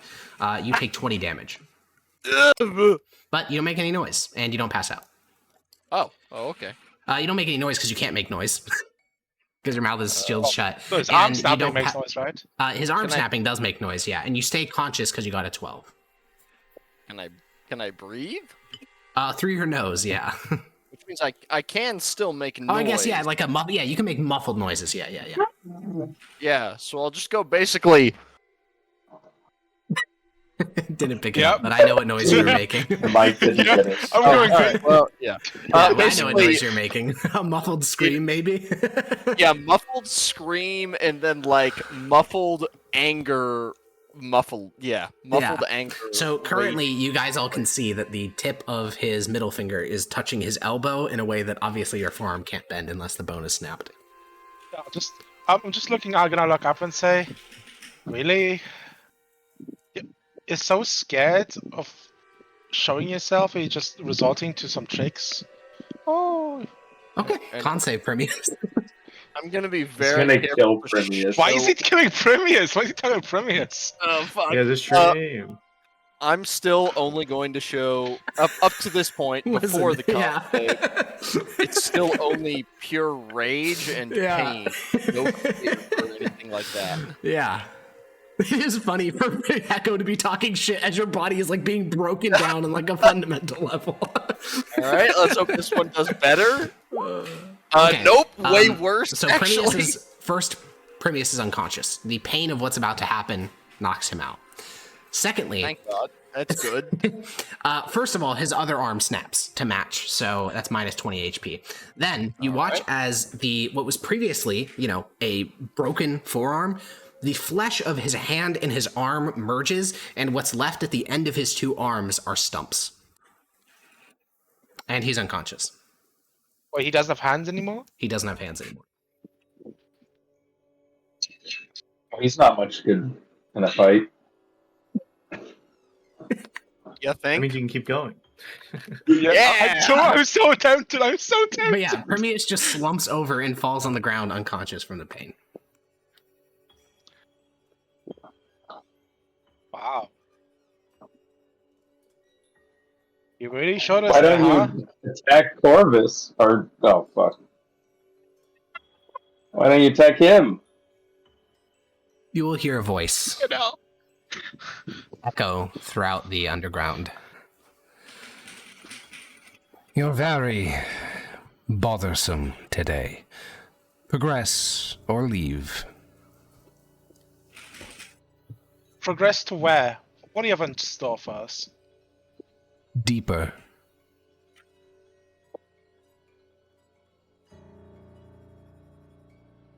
Can we just skip the formalities and just talk to you in person?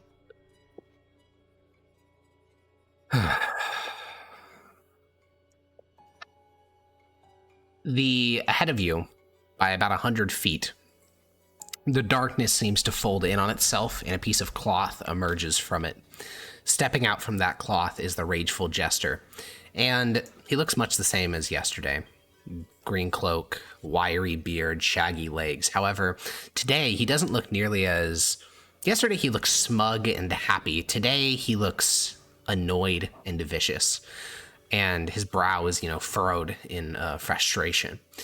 And he has one hand resting on a horn at his waist, and the other hand resting on his flute. And he'll say, "Well." So, yesterday we fought you champions. We won. Can we challenge you today, or what's on the menu? It wouldn't be a fight. I speak words and your bodies will break. That's right. So, you want to make it entertaining, right? He shrugs. Where is he right now? About 100 feet in front of you. I'll walk up 10 feet. I'll He'll also look walk at up 10 feet. I see you have instruments. Do you play? Do I play? I invented it. He holds up the flute. You invented the flute? Everything has an inventor.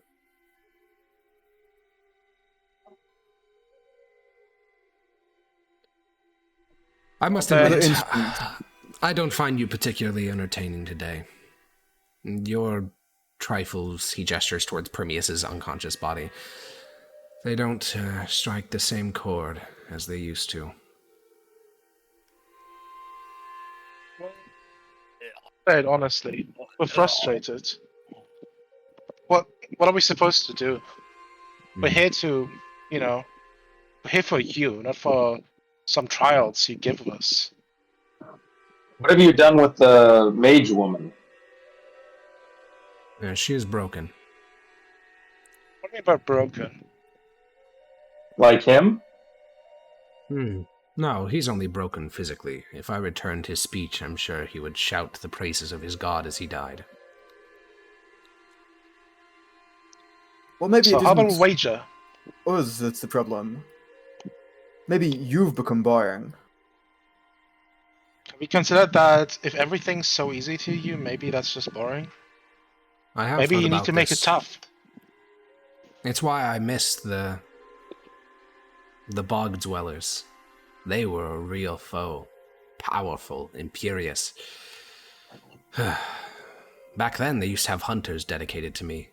Warriors whose entire life was to banish me from their plane. And yet, your people have only sent you, a pack of rabble. People I don't think we have, except for our point of premise, his god. I don't think we have anybody on your level. I know. And It's I'm quite pretty sad. sure he's busy with other stuff. Well, it wasn't the Boglanders that got you last time. No, it wasn't the Boglanders. So clearly they weren't a challenge back then, either. You said... He starts to chuckle a bit. Interesting. Why don't we see what you really look like? And he's going to dispel your boon, the boon of the Bear King. The alter self one? Yeah. So it hurts. Your alter self normally takes place over the course of about 10 minutes. However, now your form is altered in the span of a couple of seconds. Probably not as painful as what Prometheus experienced when his bones broke and then fused, but still not ideal. And all vestiges of humanity are largely stripped away from you, and you return to your satyrus form. Horns curl out of your head, your hair grows long and unkempt, flowers appear in parts of your flesh, and the Rageful Jester will slowly nod. Interesting. Perhaps some entertainment can be derived from today. Why do you hunt for me? Do I know you? Foolish leaders. Well, I don't think you know me. But I think you certainly know why someone like me would be here. Ah, which one sent you?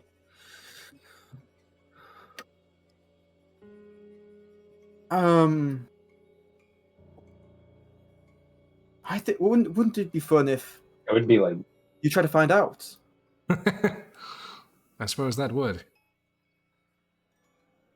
I could force you to tell me, of course, but that wouldn't be very fun at all. What do you propose?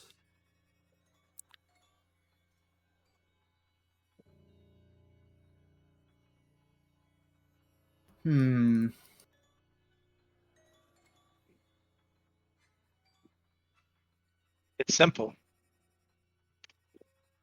Very simple, actually. You see, I'll look at Tiberius. He's currently not really at liberty to tell you much. Some sort of stupid curse or something. But The Rageful He can tell Jester you- will narrow his eyes. he can tell you a really entertaining story. If you let him.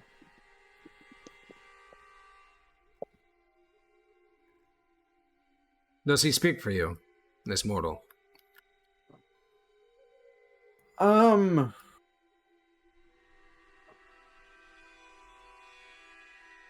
I wouldn't say so, but these mortals have had, well, I don't know if you'd call them good ideas in the past, but I would call them good ideas. Then We could speak in our tongue, if you would like, but I don't you think don't that'd be... speak my tongue.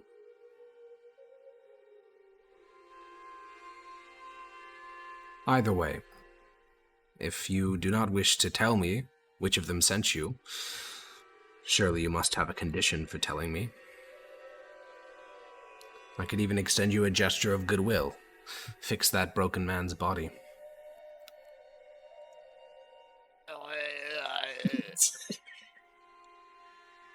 May I ask somebody? This is entirely separate.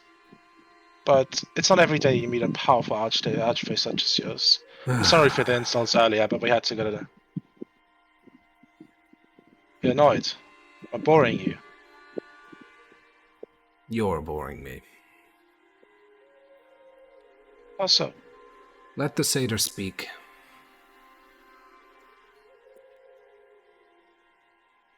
Well, I think I could do a challenge of musical talent, but I'm afraid you aren't up to my level. You know, you've been away for a long time. I think you've become rusty. All right. Musical competition. What instrument? Well, I don't know if it would be fair to use the flute. I don't It think is it'd my be fair main to use any instrument. of them. But we must pick something. Yes.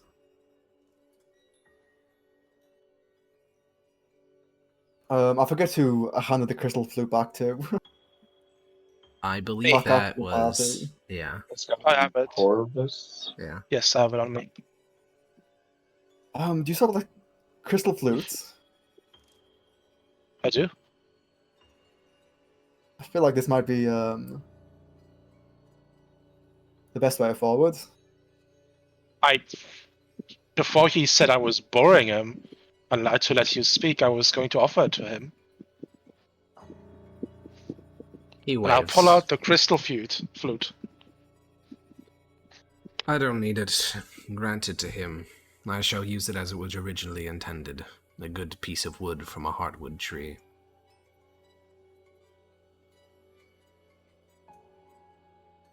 Okay. Well, then who do you propose to be the judge of this competition?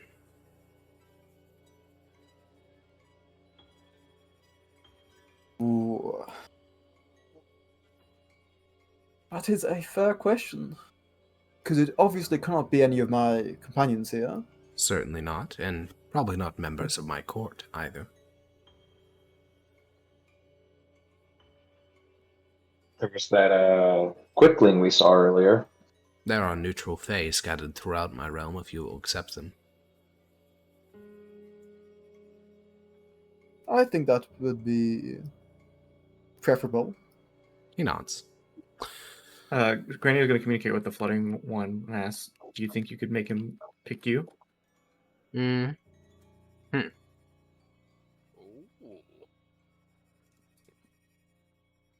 The fluttering one. That's a good question. I don't think that the Green Rider has never seen the fluttering one, so that's something. I think the fluttering one will say, "Yes, but I'd need to fly away right now." Then go. He'll quietly emerge from your hair and then fly back up through the trapdoor and try to go affix himself to some branch in the woods. And the Green Rider will say, "Well then, we have the competition, the judges, now the simple conditions. I propose, if I win, you grant to me which of the Archfey sent you here, and your true name, so that I may sculpt you into something more fitting for my court. What do you wish, if you are victorious?"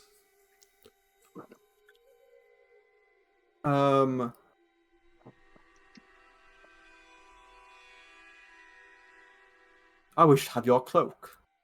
Hmm. I feel like it would fit very nicely around my shoulders. I see the game you're playing now. I thought I recognized you. It's a cruel curse. Well, I'll accept that wager. Now, do you need time to prepare? I know such mortal musicians need time to wet their lips, practice their notes, tune their instruments. I've been using my instruments as long as I can remember. I need no time to prepare. I see no reason to waste time. And he will snap his finger, and the area around you will evaporate as you are teleported. Once again, the sickening effects of teleportation will run through all of you as you are brought to a new place. The area that you now move to is a vast chamber built underground. It's dark, but it is illuminated. The recesses of this cavern have deep shadows. The ceiling, the walls, the floor beneath you, all of these are only in place because of roots, which form this pocket of air underneath the earth. Some things which immediately draw your attention are in the center of the chamber is a massive black obelisk with golden script on it. The obelisk is cracked down its center, and you guys can see magic drifting off the obelisk. Now, magic doesn't look like anything most of the time. It's ephemeral. It's a sixth sense. It's something beyond this world. But you can see thin wisps of white light drifting off this obelisk. The base of the obelisk Yeah? I recognize this. Yes, it's a lodestone, most certainly. Yeah. At the base of the obelisk is a throne made of roots. It is vast, towering above the floor, nearly 20 feet high, though still dwarfed by the 40-foot-tall obelisk. Sitting in the throne is, of course, the Rageful Jester. He wears no additional clothing or weaponry. The rest of this hall is a throne room. You can see all around the rooted floor, tables and chairs, cloth like partitions, benches, gaming tables, all of which made from the roots that form this cavern. As for where you are, it's confusing. Your senses don't agree. A part of you thinks you're in a material plane. Things feel natural here. And Grania, you have no connection to Skalatha, and yet at the same time, the boundaries between the places feels thin. You can feel a second heartbeat alongside your own. It's as if you're in a gash connecting the two places. There are also Fae in here. Hundreds of Fae, more Fae than I could describe. However, 4 of these Fae have been positioned in a series of chairs between you and the Green Rider. One of them is short and squat, brown-skinned with thin wisps of white hair atop its head, covered in warts. The second of the Fae is a red-skinned woman with long strings of white hair and a brown cloak that drapes over her form, claw-like appendages and red eyes. The third chair has seated in it a short, squat little creature, about 6 inches tall. She has fluttering wings and has a faint glow to her. And then in the fourth chair is seated a tall, handsome man with pale, almost white skin, blue eyes, and long white hair that travels down to his mid-back. He has a large sword made of silver sitting at his waist. And as you appear here, at probably 80 feet away from the throne, the Green Rider will simply raise his hand, and the lights of the chamber seem to focus. Where this light is coming from is clearly magical in nature, and it makes this sort of circle encompassing the 5 of you on one end, the Green Rider and his throne on the other, and then the 4 judges between you. The other crowds of Fae will begin to approach. And Tiberius, you seem to have a couple moments of downtime. The Green Rider is not speaking. The din of muffled talking is filling the entire chamber. Would you like to say anything to your compatriots before you begin the competition? Well, this should be a walk in the park. But if I don't return, it has been an honor. Grania will sign and say, should we not have him confirm or challenge him on these judges that he has? How do we know they're not his? An excellent point. Although Couldn't we have gotten to choose a judge? I think he would have kept his word about the judges. I'll have him confirm it. Grania will suggest, why not have us pick one of the judges from the that came through that was in the area we were in before. It was Faye coming in through the portal. Surely any of them could be used. Also, it's 4 judges right now, so that might be a split vote, right? Yeah, so adding another judge that we choose. Grania will nod. Okay. The Rageful Jester is sitting sideways in his throne. His legs are draping off one side, his head is off the other, and he's holding in his hand a fiddle and a fiddlestick. you could have been a tad more discreet, Alex. What? Never mind. A fiddle and a fiddlestick? Yeah.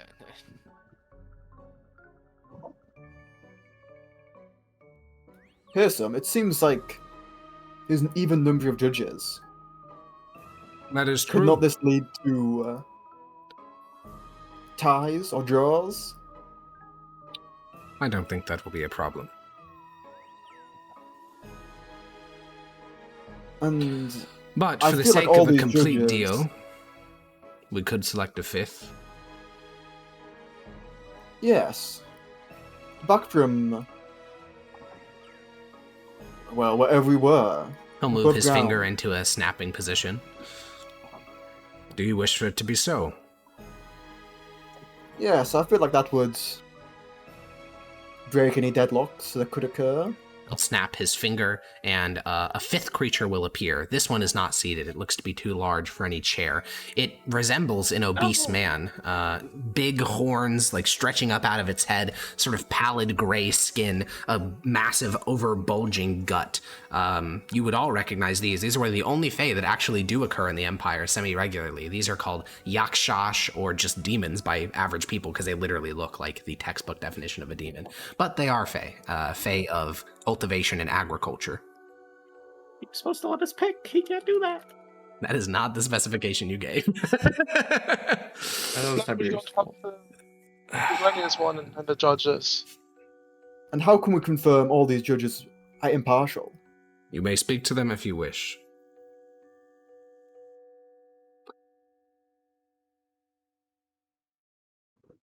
Well, judges, you are very good in interrogations. It's time to interrogate these other judges. So, just to go over it, I'm we afraid I don't have... think we speak any of the languages. They do not, but... Squat, brown, wart. I'm just going to leave a description of the judges, of the Fey judges. So we have a squat, brown, wart-covered domovoy.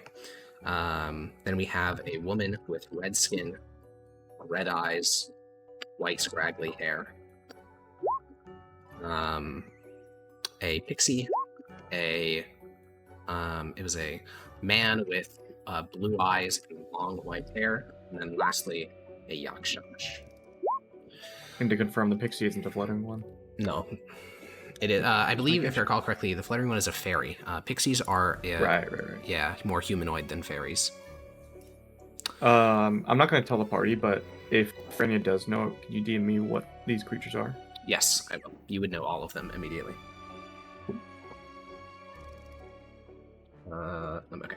So we have bum, and then bum. DM'd all of them. Okay.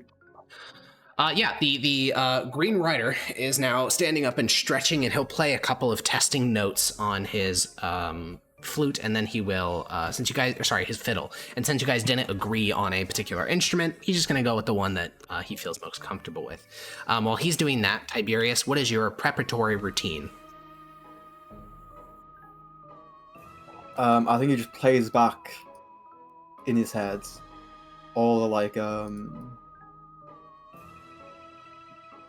main things that we've already said about the Green Rider. Because I think the plan is to make a diss track, basically. A full diss track of the Green Rider. That actually works very well, because as a hunter singer, most of the songs you sing are like ballads of glory, so now it's going to be a ballad of dissing. Oh, that goes. And if you get to go first, he might get so angry that he might fuck up his rhythm. Exactly. Okay. Now the challenge. Is it one round? It's unclear the specific rules of the competition, though. Should probably ask. Yeah, that is. Should I think you probably can ask. Well, not ask. We should collaborate. We shouldn't just abide by all those terms, right? So when does this end?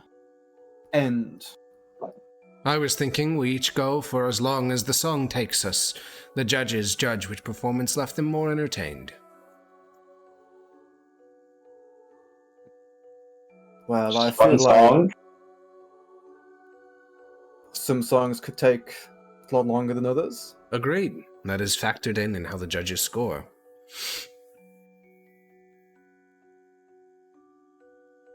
Did you tell the judges how to score? No.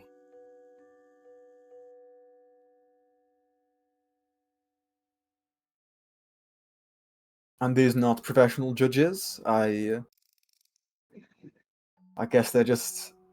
There is no such vote thing on- as a professional judge of music. If it sounds good to the ear, it is good music. There's nothing else to be said. Is that purely subjective? He nods. So isn't this entirely luck then? Not luck. Assuming both of you have a good song. Moving Well, towards the I subjective already taste of the assumed- judges. Well, I already assumed your music would not be good. Now I can say, subjectively, it's going to be terrible. And outside of this small little ring of light, you can see that the other Fae within the court are beginning to, idle over. They sit at tables and benches and chairs and watch. Some of them seem to sculpt the roots of this cavern to make better seating areas. This is a somewhat familiar scene to you, Tiberius. Not this specific chamber. The Bear King's court was exterior, but this is kind of just how it was. He'd walk into a glade, his Fae would follow alongside him, he would declare an activity to take place, and they would watch or participate.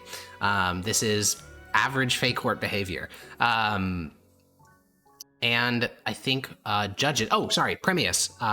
Your arms will be unsnapped and your lips will be opened up. He said he would do that as a gesture of goodwill, so... Is he still passed out? He unpassed out during the previous conversation with the Green Rider. Oh. That's good. Yeah. I'm glad. But yeah, your eyes flutter open and your arms and hands are back where they're supposed to be. That's real good. And for the other 4 players, so other than Tiberius, if you'd like, you can speak to the judges and verify their authenticity if you wish.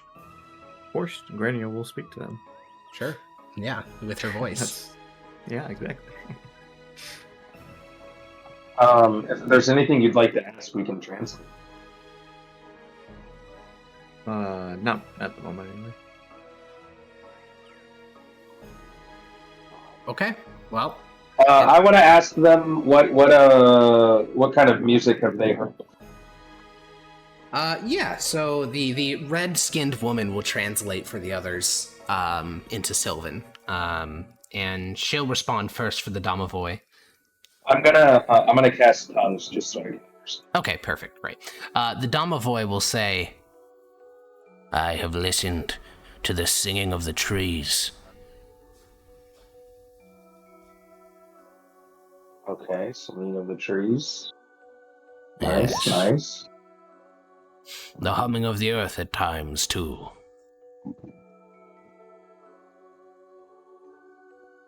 What of the cracking of the thunder? No.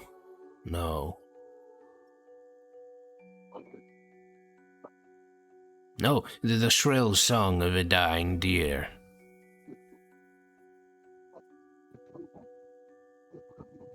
Okay, and that's the squat brown guy. Yeah. Well, The not a lot. woman- Like this woman clearly hasn't listened to music before. Should we not get a judge who actually knows what music is? Well, the Domovoy is unclear gender. The woman Sorry, with this red person. skin and red eyes will say, she'll say, "I have met many of your kind, mortals and whatnot. I even met a bard. I believe I've heard all genres of mortal music."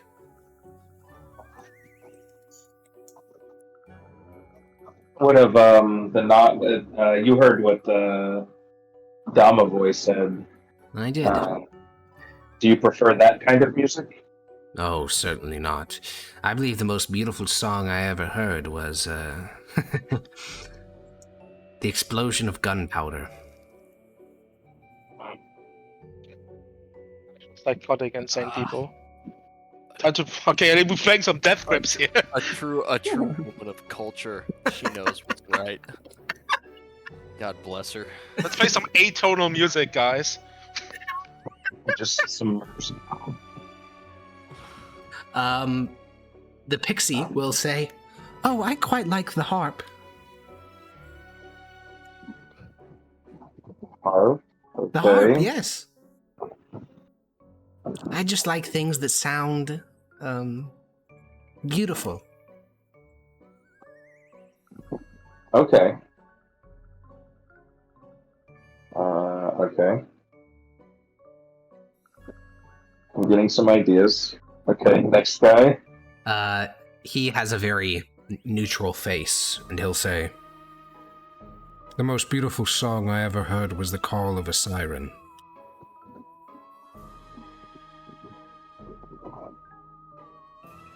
So singing? Yes.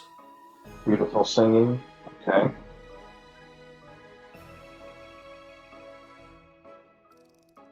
Is there any you particularly don't like? I do not like drums.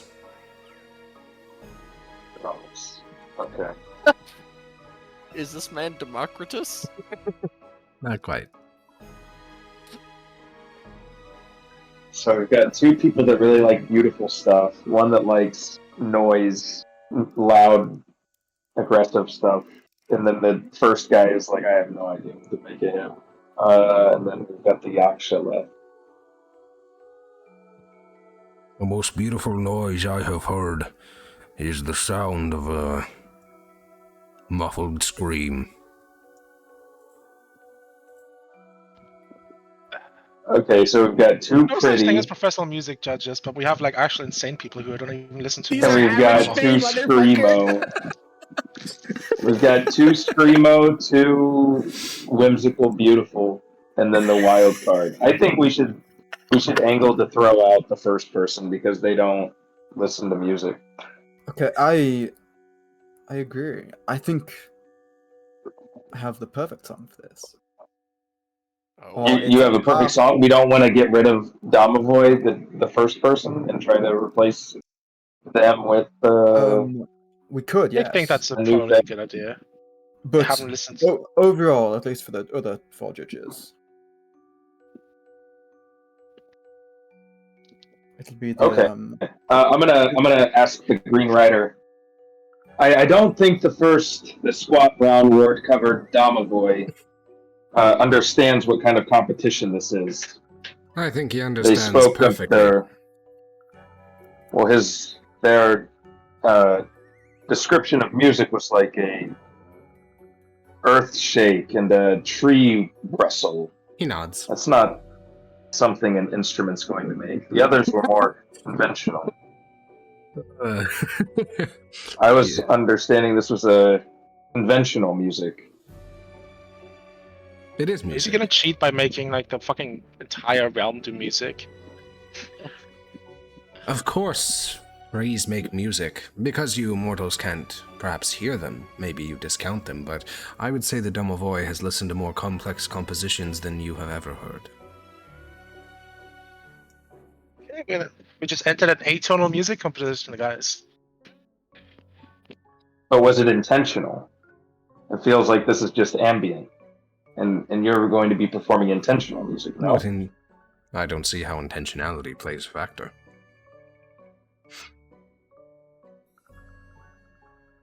Is the dying death rattle of a man with regrets not more beautiful than the most composed symphony? Just because something's beautiful or not doesn't make it music. No, it is simply sound.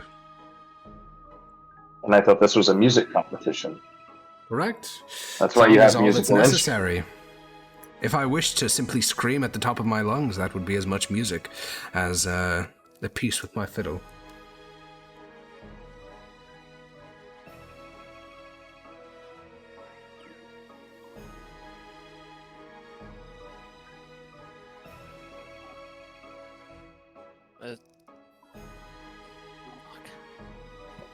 So you reject my request to replace this judge. He'll look towards Tiberius. And you? Do you feel the same? Yes, I feel the same. I don't think he can appreciate, or he would appreciate, the sounds that either me or you would Well then. create. He'll snap his finger, the chair and the Domovoy will disappear, and a displacer beast will take its place.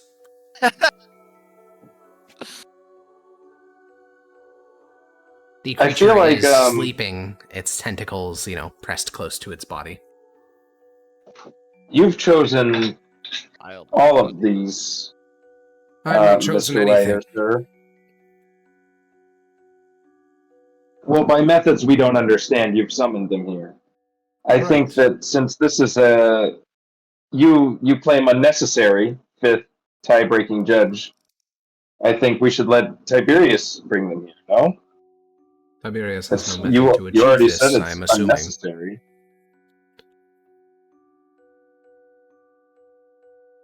I didn't hear what you said. 5 judges have been found. Each of them has ears. They can hear and they can express their preference.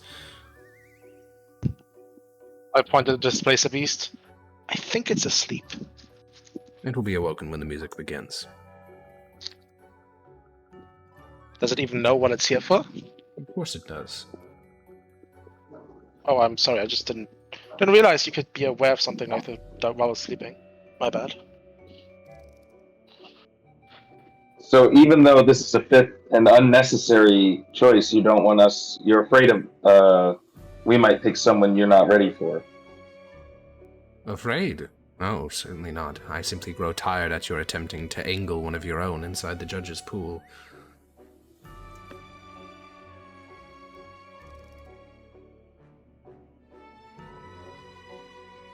For in truth, no judges are really necessary. Lying in this place would be a high crime. One's body would be rendered. This is mostly for you to feel satisfied at the result. Anyone lying would be rendered? Okay, then I'll just ask all 5 if they've ever met either of these 2 before.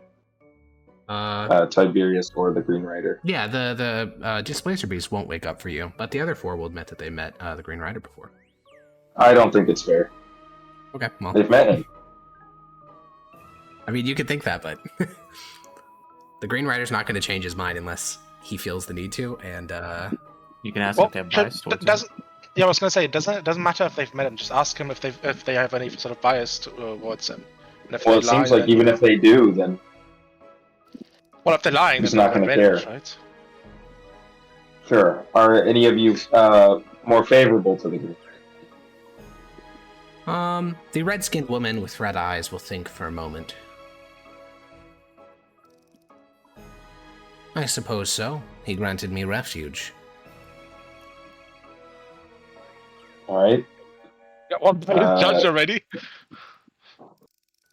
I think this one is biased. The Green Rider will look and say, "Of course they're biased. That doesn't matter, though.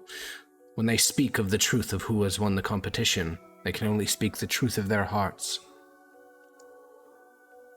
And their heart is biased Might towards already you. be That's swayed not fair. towards you. Yeah. Yeah. He shakes his head. You're going to like a song from an artist you know rather than some unknown. If you wish, we can place a veil of secrecy as to whose song is which.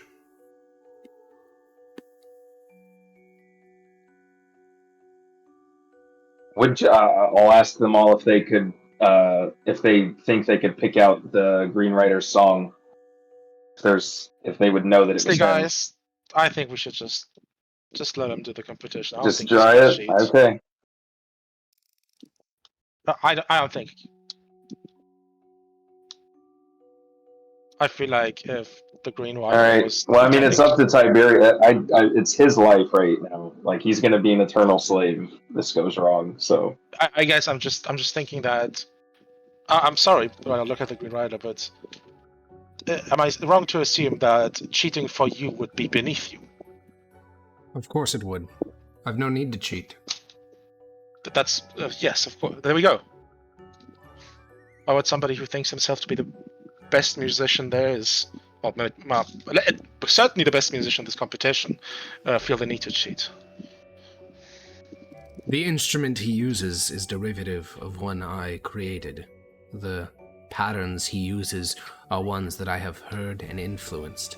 There's nothing he will be able to conceive of that I have not already done.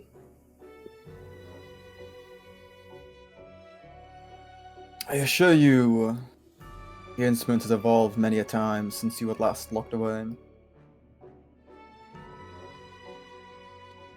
You know the old moves, I know the new. I look towards the four judges. Then, if you are quite done, you may sit.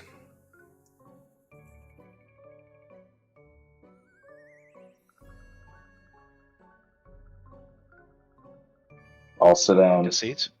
Yeah, you guys exit from the light, and curling up from the roots, a bench will appear, and you sit down.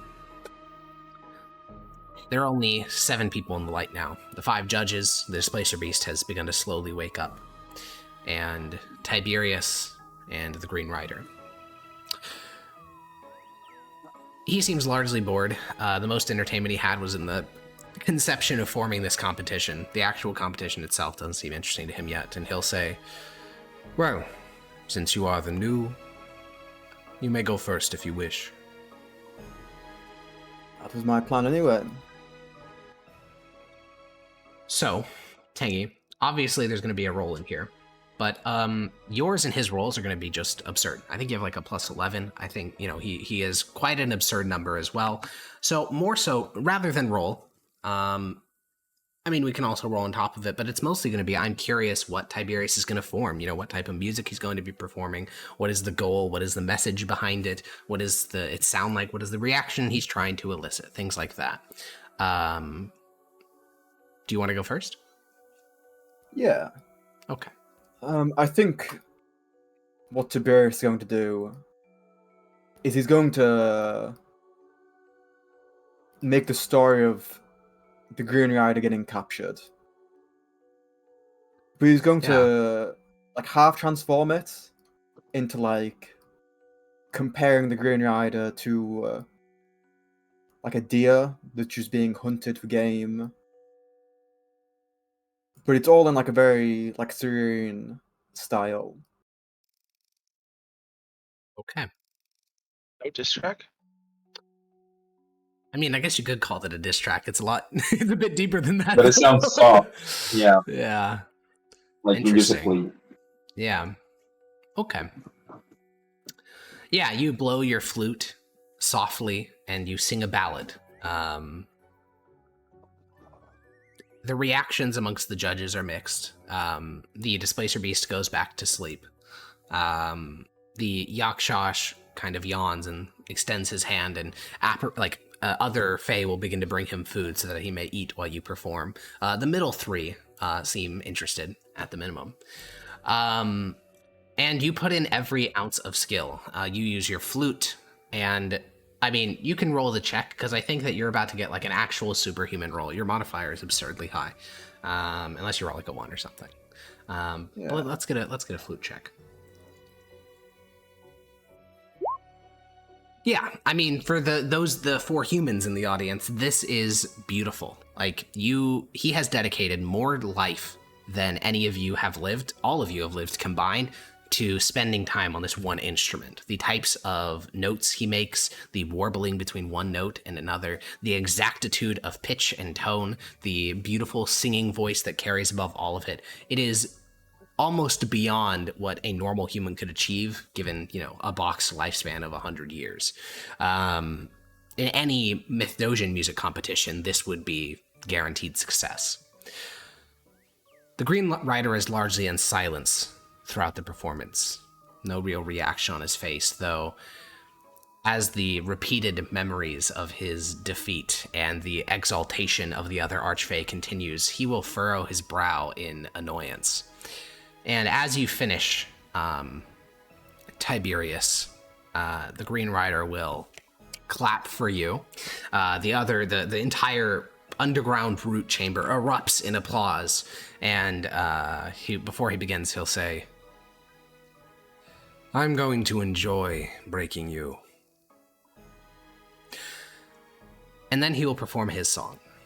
In terms of, a check, it's going to be an absurdly high roll, but what it's really focused around is he plays his fiddle, and he tells the story of a hunt, basically. Similar to yours, though his is not him being hunted, it is... it's the story of how he evaded the elves. It's more adventuresome than yours. It's about, eluding traps and escaping from magical things laid up for him. There is stories of him escaping a dragon, a story of a god created just to hunt him with no other purpose, and yet him eluding it all the same. It's a wily story, a trickstery story, a story of delving into holes and popping out of them unexpectedly. It is a story of triumph over impossible godlike odds, and at the center of it all is, of course, the Green Rider as the protagonist. So I'm gonna roll a d20 plus 15. Oh, Fucking bozo! Now, The bozo! technically, You're up to the op. the song is perfect. There is not a single missed note. There is not a single flaw in any of the technical presentation. What doesn't carry through is the message, the story. It's mostly just saying, I'm the coolest guy to have ever existed, and that particular story doesn't seem to resonate quite as well.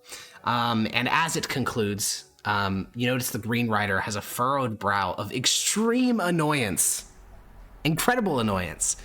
And he will look over towards the 5 judges. They look back at him, and no words need to be exchanged, because this entire competition was built around the idea that the Green Rider would understand when he's been defeated. He doesn't need the judges to tell him. He'll look down towards you. Well, pursuer, it seems as if your tale has resonated better than mine. It does seem that way. There's a lot of tension in the room. This is about the strongest oath you could ever make. The conditions were laid out incredibly well. All was agreed to by both parties. To violate this oath would be akin to violating a blood oath. So, the Green Rider, despite seemingly knowing who you are and the curse you are afflicted with, will unclasp his cloak from his shoulders, fold it over his arm, and say, Approach. How close is he? At 100 feet away. Okay. I guess I'll go about 40 feet, and I'll use fast step, my boots, and I'll go right up to his face. Yeah, as you appear at the top of his throne, his green cloak bundled up in a hand before you, and you reach down to touch it. That is where we're going to end this session. Oh! Actual perfect timing. I can't believe it. No! Absolute cinema. We 2 spent weeks. too much time planning! 2 weeks from now. I can't believe we No! spent so much planning, and at the end of the day, we were just like, you know what, music competition, and we I ended bet. up being lucky on the roll. It wasn't just the role. It was all, if he had done a story that was unappealing, I would have given him a penalty. But I think that's a good diss track is a good way to go to this audience. But yeah, I'll see you guys in 2 weeks for the conclusion of this, likely the last Tangy session, and the end of the Green Rider. You're right. It was his hubris. He should not have taken this competition. He really should not have. I mean, it was a pure skill, though. I mean, I'm surprised it wasn't like there was no funny business. It was literally just a skill Well, contest. it doesn't need to be funny business. It's just challenging him to a thing that you actually have a chance of winning in. It's not like he's like a literal god of music. But yeah, I'll see you But he guys in thinks he is because he literally invented the flute, right? Correct, he does think that. Yeah, I thought he was gonna have a +20, honestly. Even if he did, I think he still would have lost there. Yeah, he would have I lost. Yeah. honestly expected him to have like some sort of boon that literally allows him to like instant roll on that 20. Like he gets advantage with a +20 or something insane. Yeah. That's what I expected. Not quite. Alrighty, well, I'll see you guys in about 2 weeks. Bye-bye. Wow. Bye.